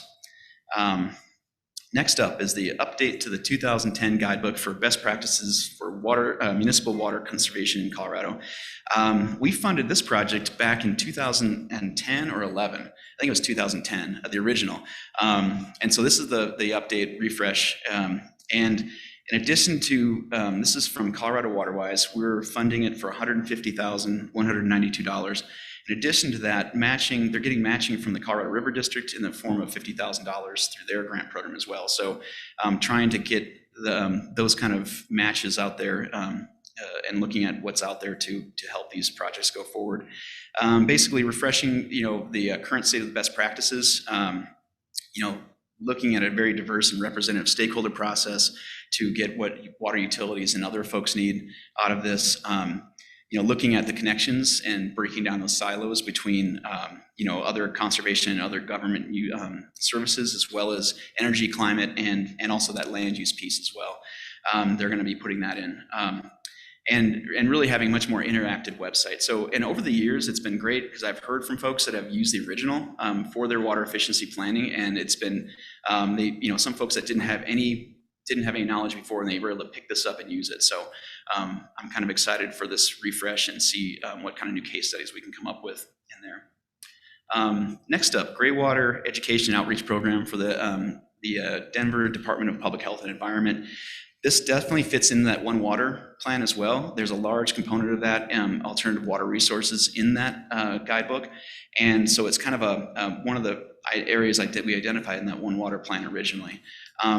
But they're going to be doing a ton of outreach, gray water installations, but working with developers and home builders and existing homeowners to try to basically bring that up to a level. They haven't had as much success as they thought they would when they passed the ordinance a number of years ago. So they want to really demonstrate it more. They're also going to have an incentive program built into this to create more of these gray water systems, mainly laundry to landscapes type of systems. And ultimately, though, what I really like about this is that they are focused on putting this into their codes and ordinances and making it a requirement of the green building code. Right now, it's a nice to have. If you want to do it, you can do it. And there's not really much of an incentive around it. And so they're trying to build that incentive and then make it a requirement for all new construction in city and county of Denver. And this grant's not going to pay for that, but it's the ultimate goal in a couple of years. So I like to see that kind of connection, between a project and the ultimate, change in policy down the road. Okay, and then finally, the seventh one, Sonoran Institute, Colorado Growing Water Smart. And Director Felt, this ties in with what you were talking about, that demand side of the equation, right? Arapahoe County, we're recent graduates of that program, as well as Director Anderson participated in it in the last year or so for their water and land use planning group out there on the West Slope. And they are also getting matching from the River District as well for $102,000. So they want to be doing a West Slope workshop as well as a Northern Front Range workshop this time around. But if I remember my numbers right, they've engaged 52 communities in Colorado through this program over the last couple of years. A lot of those are, some of our municipalities, some of our counties. And so there's been a number of county commissioners that have participated in this, which is really good to see, because you really need those elected officials, staff, land use planners, water planners to come together and really hammer this stuff out. And if somebody's not in the room, sometimes things don't get done, right? And they don't know what's exactly happening. But this is a very comprehensive program, and we're scheduled to be down in the San Luis Valley this June as well for another round too. So that'll be a really interesting one. I'm looking forward to that. So, but this has the trainings, has technical assistance afterwards, $10,000 for 10 technical assistance grants, and looking at also as another aspect of this is looking at metrics and measuring and really kind of piloting for 2 communities and looking at some of the metrics that came out of the last round of this, and what that impact is for water and land use planning and integration. So they're going to be looking at 2 communities and really to benchmark and target and track the progress towards that. So it's a really nice, good, comprehensive program. So anyway, that is it. Try to get through that fast. So hopefully it wasn't too fast. Any questions? Are there any questions for Kevin? Director Sakata? Thanks, Madam Chair. Kevin, as I mentioned earlier, I read the Denver Water Plan. It was really interesting to me. And was it my understanding you're participating in the OWL group? Yep. Yes. And so go ahead. Oh, no, okay. Go ahead. Yeah, I'm the OWL group is the One Water Leaders program, we called it, right? So it's the offshoot of the original kind of advisory kind of steering committee team. So I've been involved with it from the beginning, and kind of representing us on that, as well as kind of being one of the funders. But I do like to kind of participate in these things because I can, get my word in when I need to. So it's helpful. Exactly. And so I guess that would take me to my point is I hope this could be a model that would be used, if it's beneficial, then used around the state then.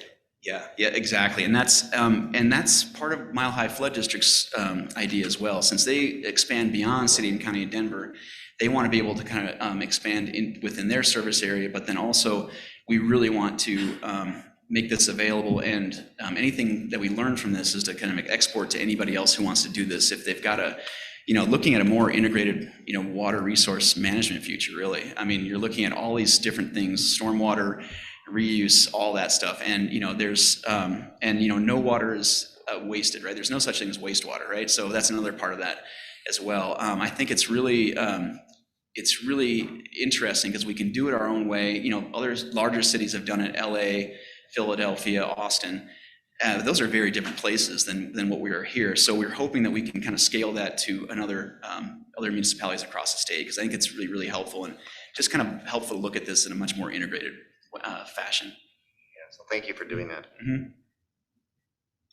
Any other questions? Director Brody? So just building off that comment and question, I think that's exactly the intent, take City and County of Denver, as sort of proving ground where you've got different city agencies, one's focused on the land use planning and building codes.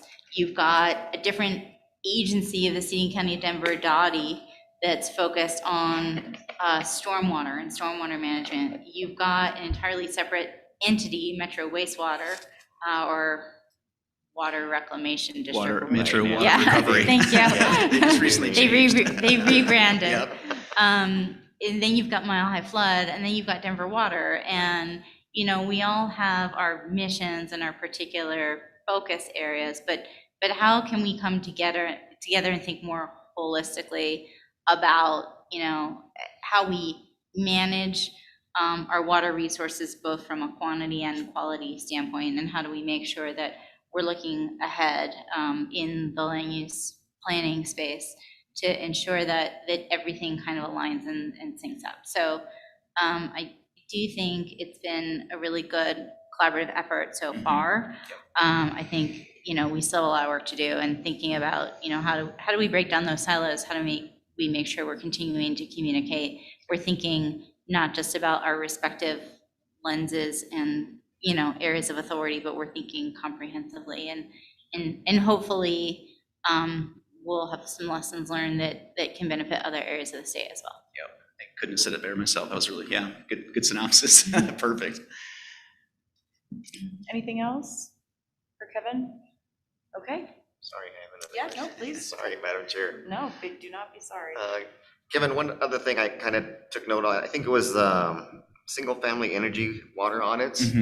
I would hope in the future that when you look at things, to me, a thing that would fit perfectly in there would be outdoor audits, including outdoor audits as well. Yep. They're there already, they're helping them train their residents. Why not look at outdoor as well? So maybe in the future, looking at grants to expand that just for a little bit more, because outdoor can be such a huge amount of that. And I've had conversations with them on that exact thing about kind of breaching that landscape horticulture kind of wall there, because they've been focused on the indoor, and they do other invasive species things as well. They've got crews that are running chainsaws and things like that out there, and so it's like, well, why not shift over and do some landscape, and that's a whole nother realm of possibility where somebody could go work in that. And I think that's something that they're really considering. So hopefully they're kind of like, well, we're busy right now. We got a lot going on, but I think they're really considering that because, again, as we've seen a lot of movement on the outdoor, turf removal and turf replacement stuff, there's going to be a lot of work out there for this stuff. So I think that's the next obvious step. So thanks for bringing that up. Thanks, Kevin. Thank you, Madam Chair. Thank you. Okay. One more thing. Oh, please. Thank you, Madam Chair. No, I just wanted to say thanks to the Colorado River District. I saw, like you said, they're involved in the guidebook, and that's fantastic. I think they'll be an important partner. So thank you to them. Thank you, Madam Chair. Sure. Okay, for now. Okay. All right. Okay, thank you. So we'll go ahead and vote on this block. Agenda item 26E through K. Madam Chair, I would move staff recommendations for agenda item 26E through K. Okay. As second by Director Dutton. And any discussion? See none, we'll go ahead and vote. All those in favor, please indicate by saying aye. Aye. All those opposed, please indicate by saying nay.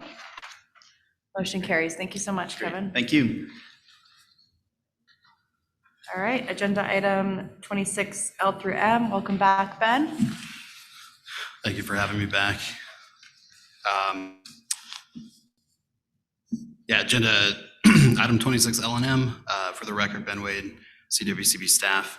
And just as you can see on your screen, we had 15 applications this round and definitely way over what we had to give out. So thank you to my review committee for helping out, not only reviewing, but just figuring out what the best use of state funds would be to get the most value for sure. So you can see 2 applications here on the agenda, and then 5 on the consent, 6 on the director approvals list, and then the 2 that didn't make it was just a not yet. Hopefully they do come back, because they one was still in phase 1 of their project, so we just wanted to see that they would complete their project and find out what those results were before granting them further funding. So going to 26L, this is a application from the park people. They have a program called Water Advocacy via Trees and Engagement. And so they would be selecting 2,200 drought tolerant trees to distribute and plant around Denver, whether it's public lands or private residences or low income communities. And also they would be just helping educate those people in the urban areas on the water plan and other drought related issues, whether it's in Denver or just Colorado in general. And so, this is definitely valuable to get these plants within an urban setting, and staff is interested in collecting this type of data to see what we could gain from this from these proposals. They came in for a request of $261,000, but just looking at their scope, we just felt the review committee felt comfortable with just providing 1 year worth of funding at $104,000, which is in the funding recommendation there. And I did invite Haley Kwasniewski, who is the executive director of the park people. I think I got her title right. I believe she is online, and she's the developmental manager. But she's only available if you have any questions. I know we're got a lot to go through, so if not, we can continue to move on to the next project. Director Sakata. Thank you, Madam Chair. Ben, thank you for having conversations with me. I need some insight from the board. I had conversations with Ben that I'm not really supportive of this project because it just feels like the documents in the proposal were going against water conservation, so to speak, that they were saying how much water each tree was going to use. And on our visit to the lower South Platte, some of the participants told us there never used to be trees there until they started doing recharge ponds. And so I just wondered if how this is meeting our mission on the Colorado Water Conservation Board. Director Sakata, that's a great point. Are you asking the board that question, or are you asking staff? Staff, I'll ask or the staff universe, first. The like universe, yeah. Director Dutton I like what the universe likes to do. Sometimes you don't know. You don't know. Do you have a response?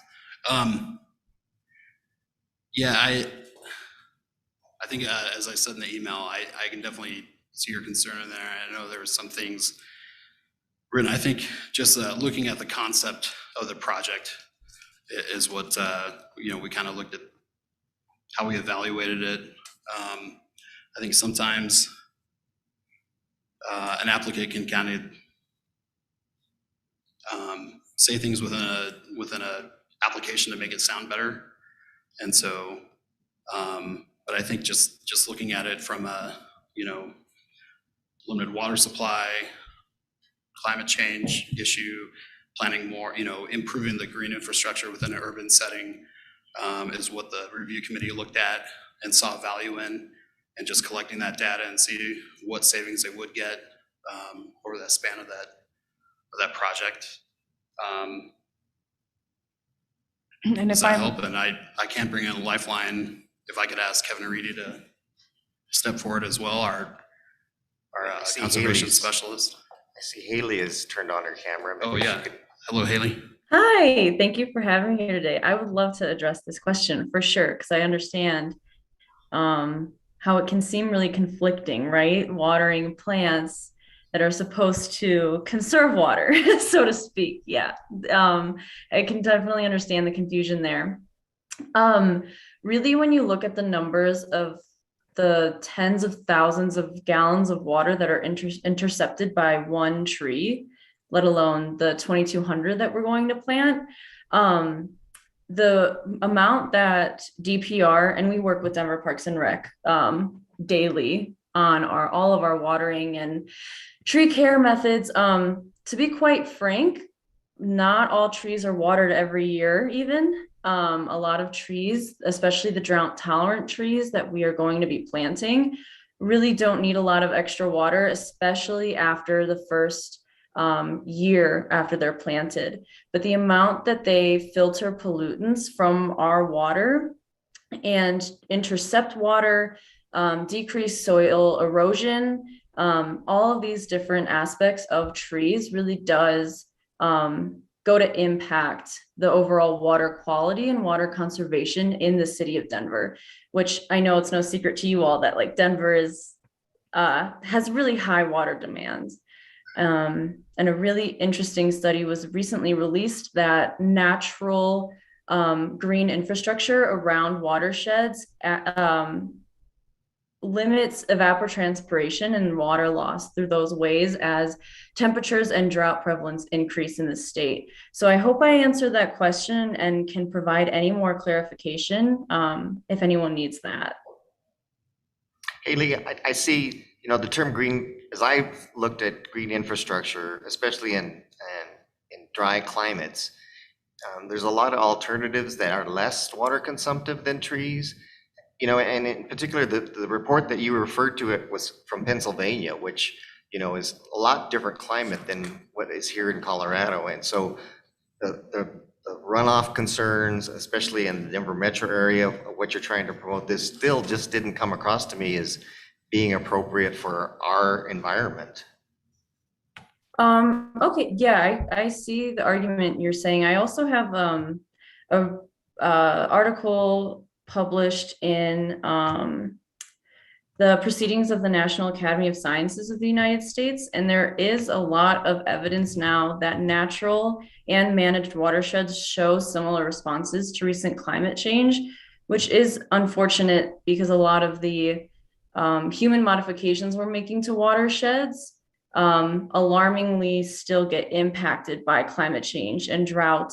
And then another important aspect of trees is if they shade and decrease the heat of neighborhoods, there is less water loss to evaporation, which is really big in this arid and dry climate, especially in our lower income, low canopy neighborhoods, which is where we predominantly market our trees for, if that makes sense. Although I appreciate your concerns and they are valid for sure. Thank you. Thank you. Director Gibbs. Thanks, Madam Chair. And this question is for Haley too, since you're here. It looks like you, as you mentioned, you partner with looks like City and County of Denver, open space. But what's the method? It also looks like Denver Housing Authority too. So is Denver Housing Authority the lead entity that you work with private landowners too? Or what? How do you get the word out of this program to the private homeowner? Yeah, that's a great question. And I think being an NGO, that's where we have a lot of capacity to reach those private lands. We've been around as an entity for 60 years and we've been planting trees for a while now. And so honestly, a lot of it is just reputation. We have a lot of community members we've worked with. We've done community greening projects in low canopy, low income, predominantly BIPOC neighborhoods as well. And so a lot of it is just networking and building up that reputation within the city of Denver. As for who our main entity that we work with is, if I had to choose one, it would probably be DPR, Denver Parks and Recs. We work with the Housing Authority to plant trees on those plots of land. But really when it comes to the private homeowners, we have a multi-pronged outreach approach, which involves digital outreach, PR, marketing, door-to-door canvassing, and really building trust in those communities that have been historically left out of these kinds of conversations. So if I'm understanding correctly, just to synthesize this for the board so we can have some more conversation about this and make a determination. Director Sakata, your concerns about this project are really that after all the conversation we're having about indoor and outdoor water conservation, that this project is putting more pressure on our outdoor water supply on the Front Range. And I know we've had robust conversations statewide about alleviating some of that. And Haley, your application is trying to show that you're planting drought resilient strains of trees in Denver, which because of the canopy will help Denver to alleviate some of the heat and therefore evaporation and looks like flooding, soil quality, et cetera. Do I have that generally right? Okay. Director Brody. So first of all, I want to thank Director Sakata for raising a really good and thought-provoking question for all of us. You know, I think the trees and vegetation are really an important part of creating a healthy urban ecosystem, both for animals and people that reside in the city and county of Denver.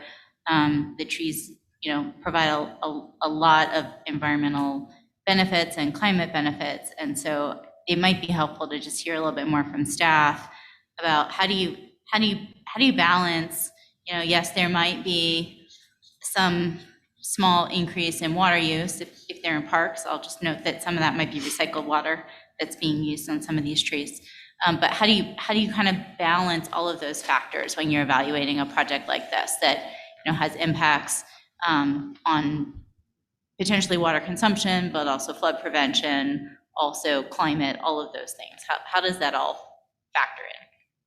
And I guess I would say while you answer Director Brody's question, if you could be sure to weave in, you know, the specific category that we're in right now of engagement and innovation and how those two come together for the recommendation of this, because I don't think anyone here is saying this isn't a great project, but does it fit in this category? And is it something that this board wants to support? Is that right? Yeah. Okay, thank you.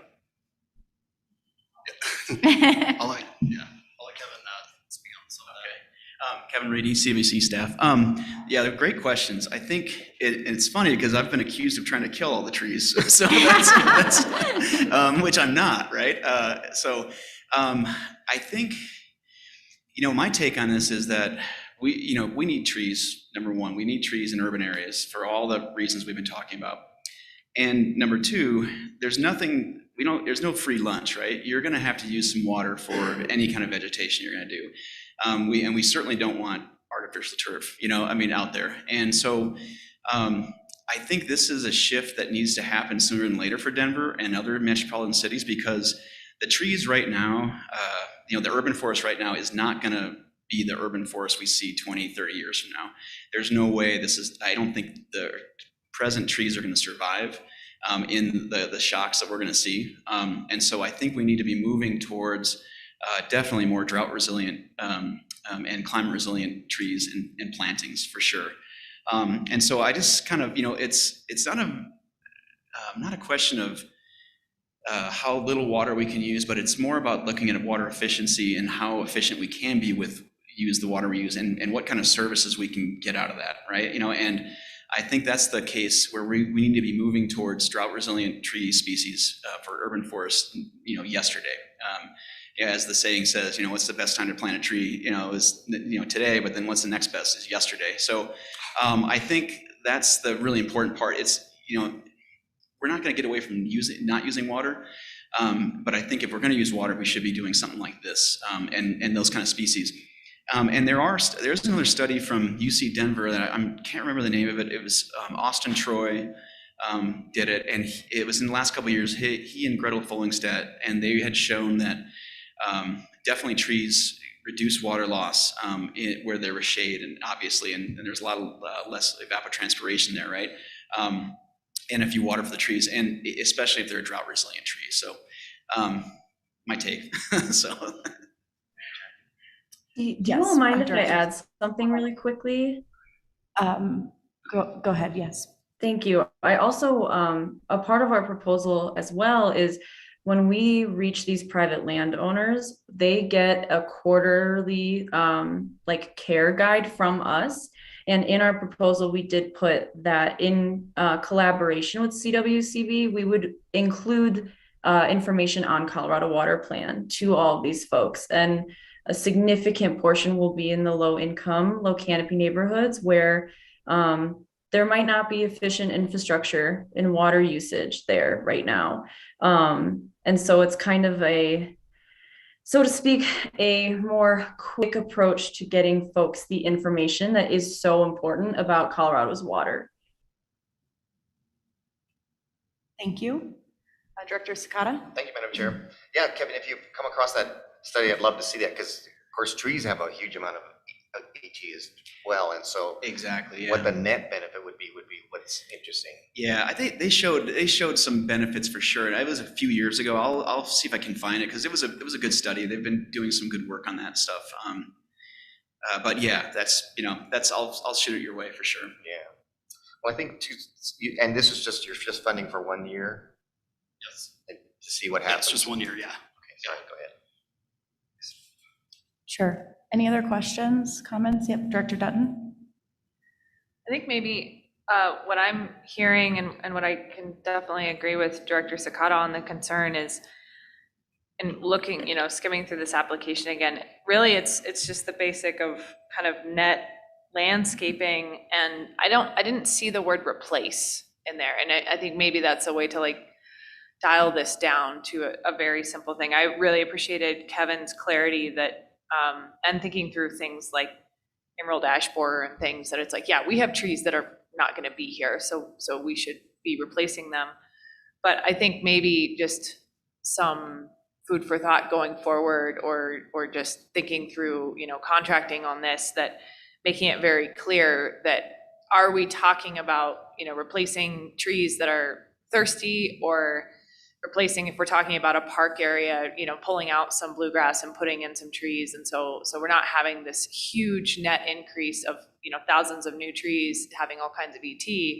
Is a matter of having smarter shady landscaping, while also, having a nice ambiance for the residents of town, but also recognizing that we're not really increasing the water load. Maybe I think that's kind of where I was hearing the concern and haven't quite heard it totally addressed head on. Would either of you like to address Professor Dutton's comments? Yeah, I think that's really valid. And another I think it is more of a replacing, not adding to the water issues. And also, young, newer trees require more care than older, mature trees. Once they've grown after a certain point, they're kind of doing their own thing, so to speak, for lack of a better term. And one thing that the park people takes pride in, we do not distribute those little baby trees that are free or really affordable, so to speak. We are distributing trees that are in their adolescence. They have a really high likelihood of survival and much lower care requirements, meaning watering as well, right? Because we try to be as equitable with our approach as humanly possible. And it's not very fair to give a bunch of people these trees that require a bunch of money and care. That's not really going to be successful. So that is another consideration, is the age and the necessary resources that the trees we're providing will provide. And so I totally understand it sounds very counterintuitive to water plants so that they save water, but the math is out there. Like one tree intercepts and stores tens of thousands of gallons of water in its lifetime. So I really hope I addressed those concerns. And I would love to answer any more questions. Sure. I think I appreciate that. And so I just want to make sure that I'm understanding your responses. You were saying that you are replacing, so you are taking out other trees and grasses in order to do this project? Great question. We will not be tearing it down in this project specifically, but it's more of a preemptive. We know the border ash is a problem. We know our tree canopy is understocked, and we know it's just going to get worse. And we have tree species in this city that are not going to be able to survive the future droughts and temperatures. And so it's more of getting ahead of that and really innovatively and efficiently making sure that our natural resources are protected in the city. Thank you. And I think another question that maybe has come up is what you just said about intercepting tens of thousands of gallons. I think that is the concern of this board, is that's maybe not quite palatable to the work that we're doing as we shift into our more arid future and being more mindful of this, the landscaping of our cities. So is that truly what you meant? Is that each tree intercepts tens of thousands of gallons of water? It increases the storage capacity of the watershed, if that's what you mean. Okay, so thank you for answering that question. So I guess what I'm hearing from the board is that we're not sure the right place is for us to be supporting this type of landscaping project, especially without replacement. I'm not making a judgment, I'm just saying what I'm hearing. We're also hearing from Kevin that this is a attempt to get out in front of changing the forest. I think the question comes back to the board of, is this the work that we want to support? Not, do we generally see value in your project, but does it fit within our grant application? And some of the things that we're talking about today, I wonder if they belong in a different category, like conservation and land use planning rather than engagement and innovation, although I see where there is a nexus. Are there any board members that feel like this needs to come off the voting block and be addressed separately than the other items here with a different type of motion? There's just two in the block, right? There are, Yeah. yes. Okay. Each one. Okay, great. Thank you. Well, are there any other questions for Haley? Great. Do we want to go ahead and vote on agenda item 26L? Okay.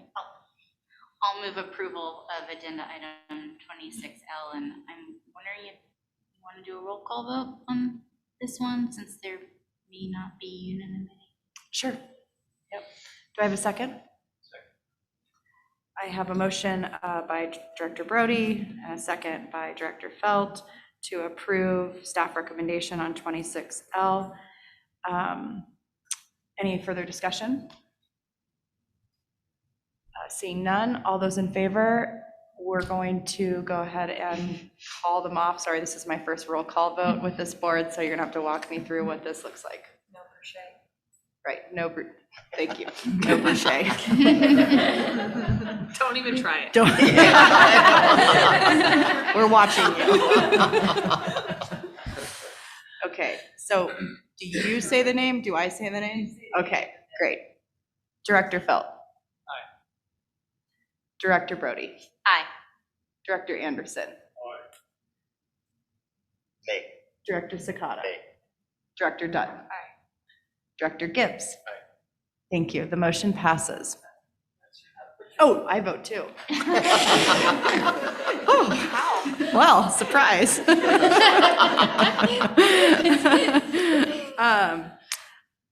I am also a nay. Thank you. But the motion still passes. Thank you. All right, we will move on to does not pass. 5 and 2. How's that? 6 and Right. Oh. Yeses. I wasn't A. Okay. So that's how many we need to vote. For quorum. Okay. Right, Yeah. just a quorum. You need Majority. a majority. It passes. Yeah. Majority to pass. Yeah. I was Okay. worried there. Okay, motion passes. Thank you. Nope, that's great. Okay, 26M, Viola keeping us honest over here. Hey, you know, All right, 26M is an application from the Colorado School of Mines, and this is phase 2 from a previous water plant grant back, I think it was 2019. And the applicant was actually Colorado Springs Utilities, but they designed and put together this mobile lab to demonstrate the technologies and practicing direct potable reuse using municipal wastewater or other impaired waters. And it was a pretty successful project, educating over 1,000 individuals. And so this is a continuation as Mines as the applicant. And so their goal is just to further the education. And so they have different partners that they would be taking this mobile lab to. And part of that would be testing it, actually drinking the water. I think it was 80%. I want to say it was like 80% of in phase 1 that drank it and tested it out. So this School of Mines would be furthering the education and research to further the demonstrate carbon-based advanced treatment or CBAT processes. And so they're just building upon what we invested in previously. And it's also helping with the regulatory rulemaking that CDPHE is a part of. So again, they would be going out to different communities than they did last time, more communities, and just then analyzing the water quality, public education outreach, technical support, optimizing maintenance needs, incorporating some of the students and staff at Mines, and then also developing an interdisciplinary program between the School of Mines and their utilities to enhance this data science integration into water reclamation and reuse. School of Mines states that this project will help demonstrate the development of new drinking water resources for Colorado. And so the funding recommendation is $150,000, even though they did request $297,715. But again, just because of the demand for this particular category, we felt that was just a more equitable decision to make for this particular project. James Rosenblum is actually in person, and he is available for any questions the board may have about this particular project. So I'll invite him up.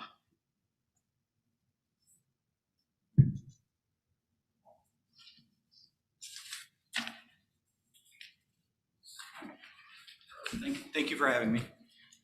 Excited to be here and answer any questions you might have about this project.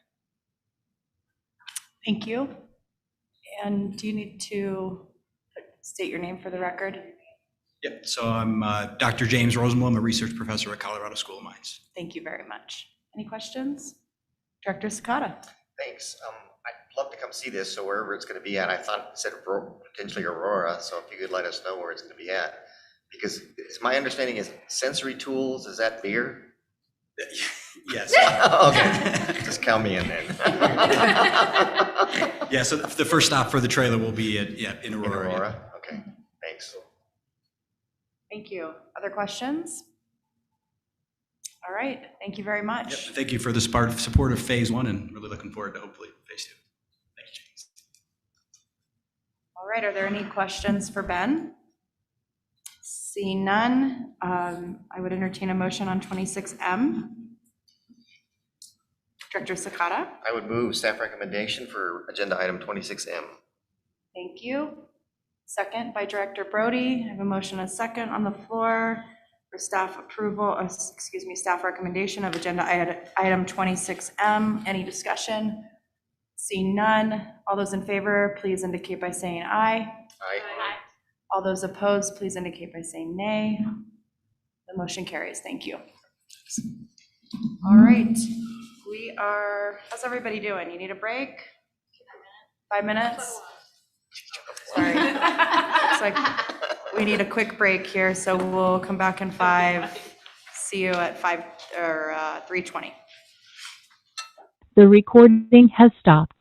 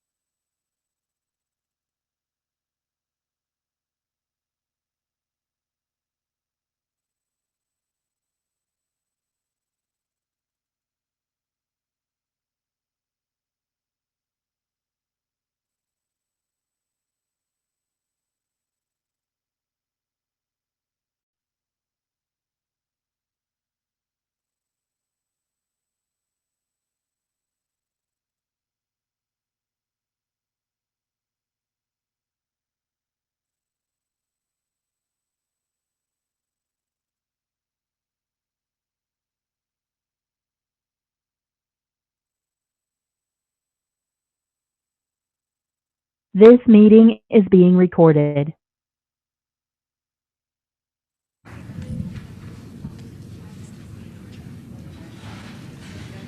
Okay, we're back. Moving on to agenda item 26N through Q, water storage and supply. Welcome, Matt. Thank you very much, Madam Chair and the rest of the board. For the record, Matt Stearns, and I'll be presenting on the water supply and storage category of the water plan grants. But just jump into it, run through it, and then if you have questions, we can handle those at the end. So the first one, 26N, is for Wrights Mesa Water Supply Planning Project with the West End Economic Development Corporation. Staff is recommending full request amount of $110,590. This is a sort of a concept level planning effort from the Wrights Mesa area in the southwestern part of the state. There are multiple groups coming together in this stakeholder process to talk about shared issues in a drought-ridden area, and they are looking for common solutions since they do have so many different projects and so many different needs within the area, particularly around reservoir rehabilitation and sharing of water.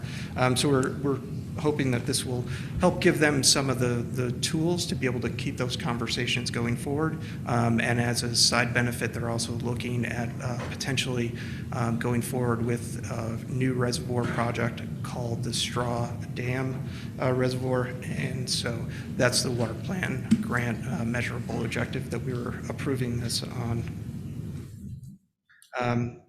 Item 26O, the Palmer Land Conservancy, Climate Resilient Agricultural Futures and Transformations. As you might remember, we did move the ATM program, or the Alternative Transfer Methods program, under storage and supply.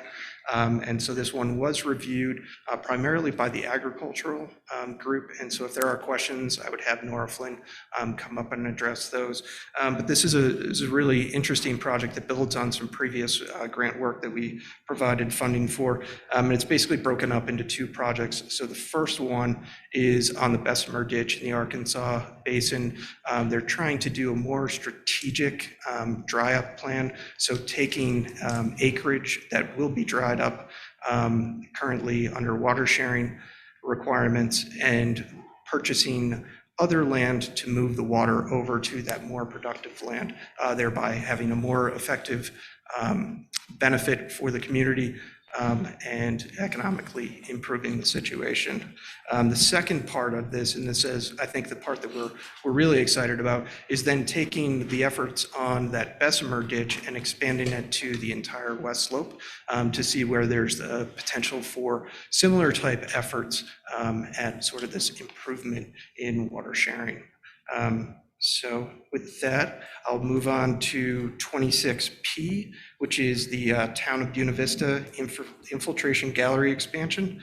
And we're recommending full approval of $1,107,750 for the project.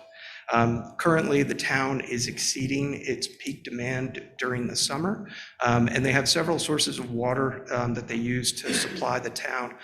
Primarily, they use an infiltration gallery off of Cottonwood Creek. That water is very high quality because it's kind of gone through that stream bank filtering process, and so it's cheaper as an alternative to treat. However, they don't have the capacity right now to be able to utilize all of the water rights that they have on that. So they have to supplement with wells, and they also have some surface water rights on Cottonwood Creek as well that would be very expensive to upgrade the treatment plant to continue treating. So what they're looking at doing is increasing the size of the infiltration gallery to account for 940 gallons per minute increase. And that will fully utilize their existing water rights. And it would be a more than doubling of their current capacity with that.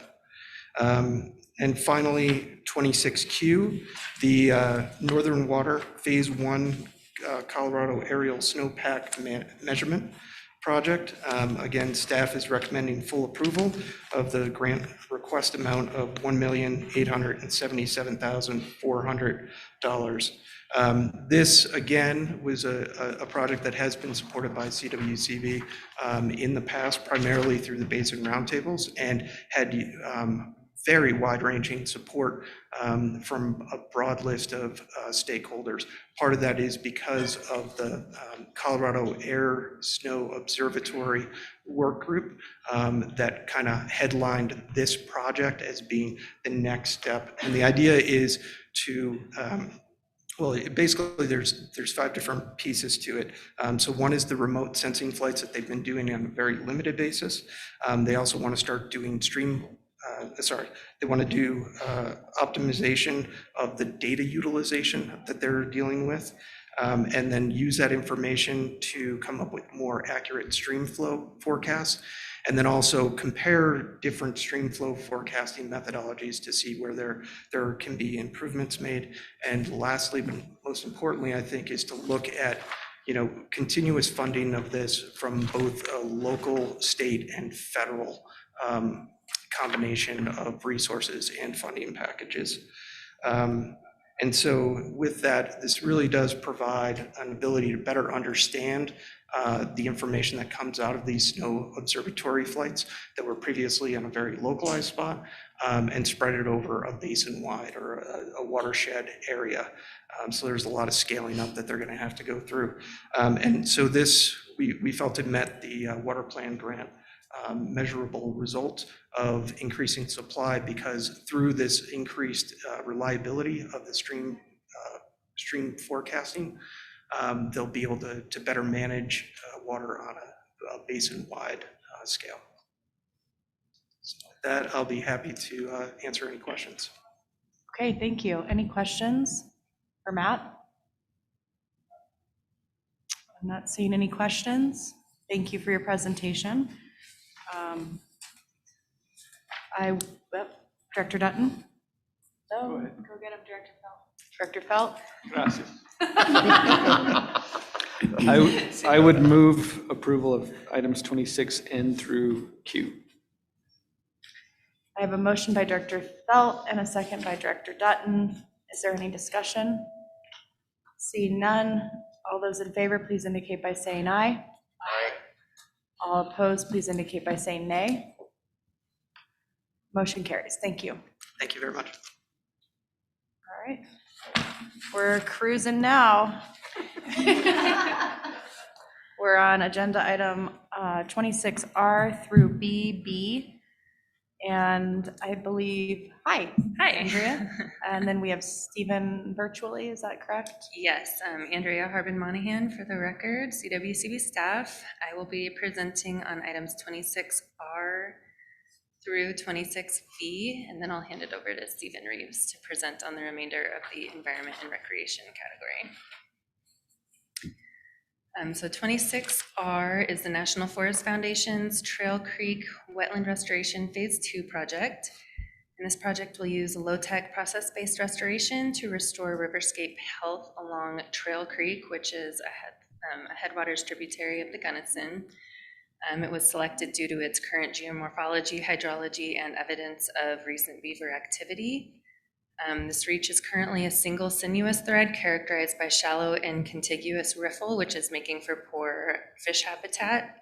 The channel is incised and there is no connectivity between the stream and the floodplain, causing the current wetland to dry out and transition into a non-wetland corridor. In phase 1 of this project, over 60 low-tech process-based restoration structures along 0.3 miles of stream were constructed, improving conditions over an estimated 10 to 12 acres. And the goal for this phase 2 is to reconnect and restore 115 acres of riparian and wetland habitat along 2.7 miles of stream. And staff is recommending the full funding request of $133,400. Are there any questions? I just keep going to 26S. Yeah, go ahead and wave your hands if you'd have a question. Agenda item 26S is Trout Unlimited's Upper Gunnison Stream Restoration Project. Restoration activities here will improve in-stream habitat and riparian health on 2 headwater tributaries to the Upper Gunnison, Tamichi Creek and Cibola Creek. Activities will work to reduce erosion, increase vegetation, and reconnect floodplains.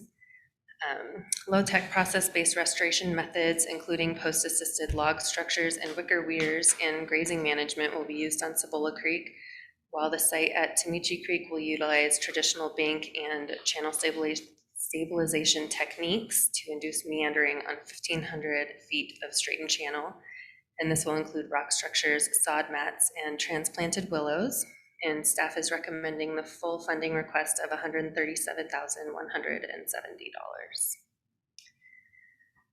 Agenda item 26T, Colorado Rio Grande Restoration Foundation's Rio Grande Canal Boater Safety and Accessibility Project aims to create a safe boater portage around a lowhead dam structure on the Rio Grande Canal near Del Norte. The lowhead dam acts as a barrier to the upstream movement of non-native fish species, which would otherwise threaten existing trout fisheries in the Gold Medal Reach upstream of the dam. This segment of the Rio Grande is actively used by recreational boaters, especially anglers who float the Gold Medal trout fishery, but the canal's lowhead dam poses significant safety risk. So this project will mitigate that risk and enhance recreational opportunities by installing safety signage and constructing a watercraft portage. The portage will not only increase the safety of recreational boaters, but it will also maintain the fish barrier formed by the Lowhead Dam and will allow boaters to utilize the recently completed boat ramp located approximately 1 mile downstream at the Del Norte Riverfront Park. And staff is recommending the full funding request of $148,000. Agenda item 26U is the Town of Meeker's River Park project. This project aims to increase access and self-directed recreation opportunities on the White River through the Town of Meeker to promote public connection to the ecologic, economic, and recreational benefits of the White River. Improvements to facilitate this will include approximately 600 feet of riverbank mitigation improvements, channel improvements including aquatic habitat features and bar removal, a handicap accessible ramp at Circle Park, improved ingress and egress locations, and other riparian improvements. CWCB funds will be committed directly towards completing Army Corps permitting, final river design, and the construction of river-specific components. And staff is recommending the full funding request of $150,000. Agenda item 26V is the Blue River Watershed Group's integrated water management plan project. And this project will continue work on the Blue River IWMP, which aims to enable consumptive and non-consumptive water use for the maximum benefit of all users, while also protecting the existing water resources. A preliminary draft of the plan was shared with stakeholders in 2021, and the report noted gaps in data, highlighted the concern of a declining fishery, and outlined next steps in supporting habitat restoration. Their project team determined that in order to develop a restoration plan and prioritize projects, additional data was necessary regarding biota, temperature, and geomorphology. So the goal of this phase of this plan is to assess the relationship between stream flow, biota, temperature, and geomorphology to inform opportunities that could improve the fisheries and aquatic related values associated with the riparian corridor, while also protecting existing water rights and consumptive uses. And the result of the data collection effort will be a preliminary concept plan for channel and floodplain improvements on the Blue River from the Dillon Dam to Green Mountain Reservoir. And staff is recommending the full funding request of $150,000. And if there are no questions, I will turn it over to Stephen Reeves for agenda item 26W.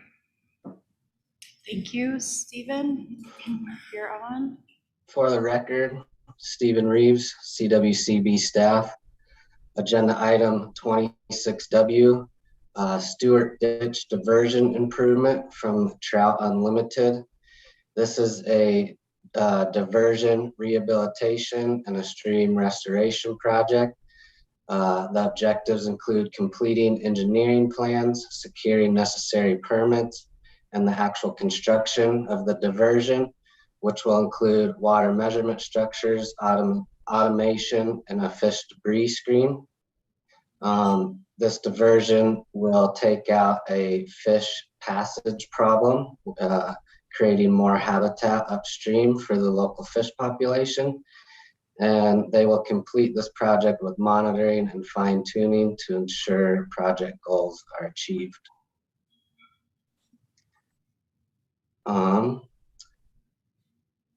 The grant request was $170,000.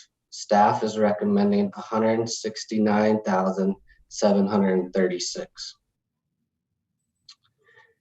And I'll do quick pauses since I'm virtual, but I'll move on if I don't hear anything. Dr. Sakata?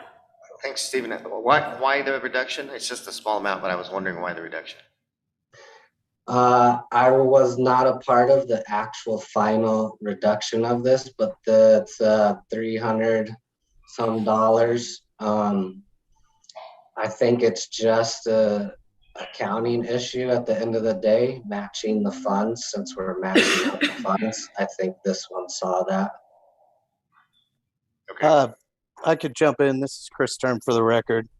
Director Sakata, they had a $170,000 request with the application, but when we looked at the budget, it just totaled to $169,736.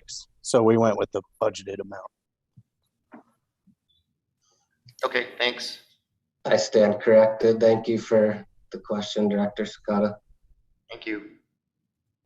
Agenda item 26X from the Southwest Conservation Corps, the Animas River removal and replacement of invasive triadophytes, Phase 2.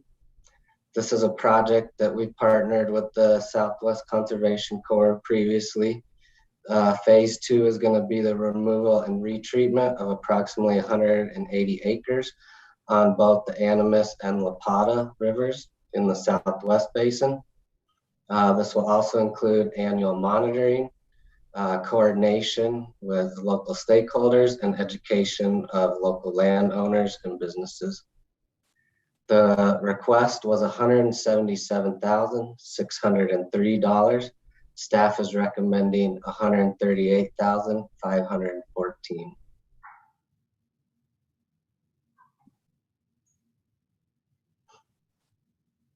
Moving on, agenda item 26Y from the town of Pagosa Springs. This is the Wamanuchi South that we have seen previously today, that Ben and James talked about.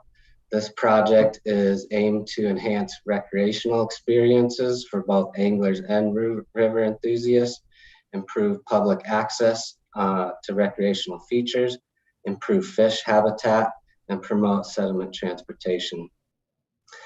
This grant request was $332,360.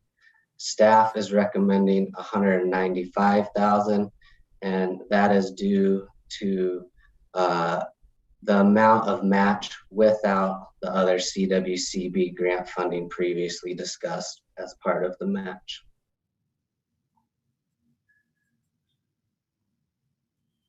Moving on to 26Z, Colorado Trout Unlimited with the Lower South Boulder Creek Watershed Restoration, Phase 2. Phase 2 aims to develop 100% design of 2 diversion structures, one at New Dry Creek and the Howard diversion, permitting for future construction, and the development of 2 other structures to the phase, getting to an RFP. All the work will be accomplished using sound design, incorporating everything learned in the Phase 1 of the South Boulder Creek watershed restoration. The grant request was $250,000. Staff is recommending full amount at $250,000.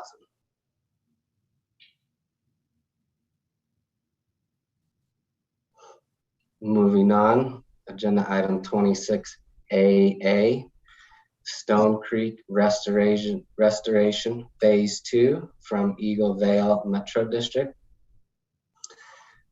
The Stone Creek is a tributary to the Eagle River. It originates in the White River National Forest.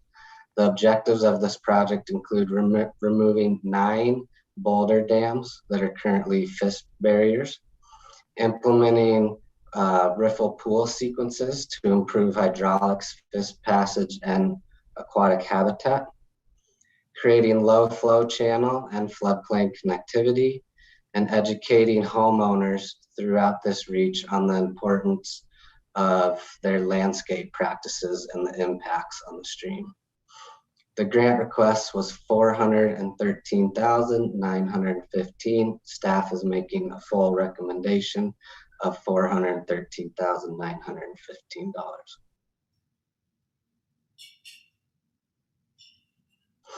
Moving on, agenda item 26BB. Crystal River at Riverfront Park Restoration and Efficiency Project coming from the Roaring Fork Conservancy. This project includes restoring the ecological integrity of the riparian zone through stream bank stabilization, reconnection of the floodplain, and the reduction of invasive weed communities.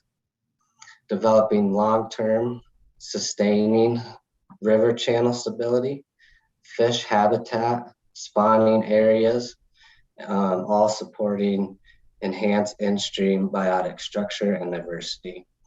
Creating a self-sustaining diversion at the head gate for the Weaver Ditch, and enhancing user experiences through signs, trails, and education.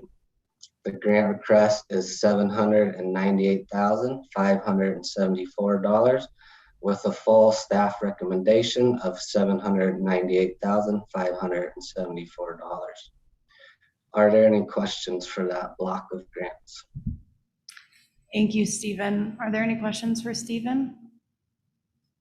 Not seeing any.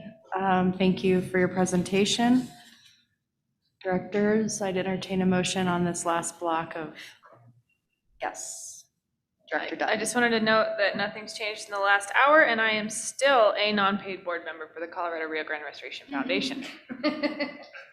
Excellent, thank you. With that, If no one has any questions, I would move staff recommendation on agenda items 26R through BB. thank you. I have a motion by Director Dutton and a second by Director Brody to move staff recommendation on agenda item 26R through BB. Is there any discussion? Seeing none, all those in favor, please indicate by saying aye. Aye. All those opposed, please indicate by saying nay. The motion carries. Thank you, Stephen. We are going to move on to agenda item 27A. Thank you. Kirk Russell, Finance Section Chief, for the record. Agenda item 27 is a loan delinquency action. This board has heard of the Two Rivers Water and Farming Company and Two Rivers Farms F2 Inc. loan that we have had a history of late payments, including the last couple years.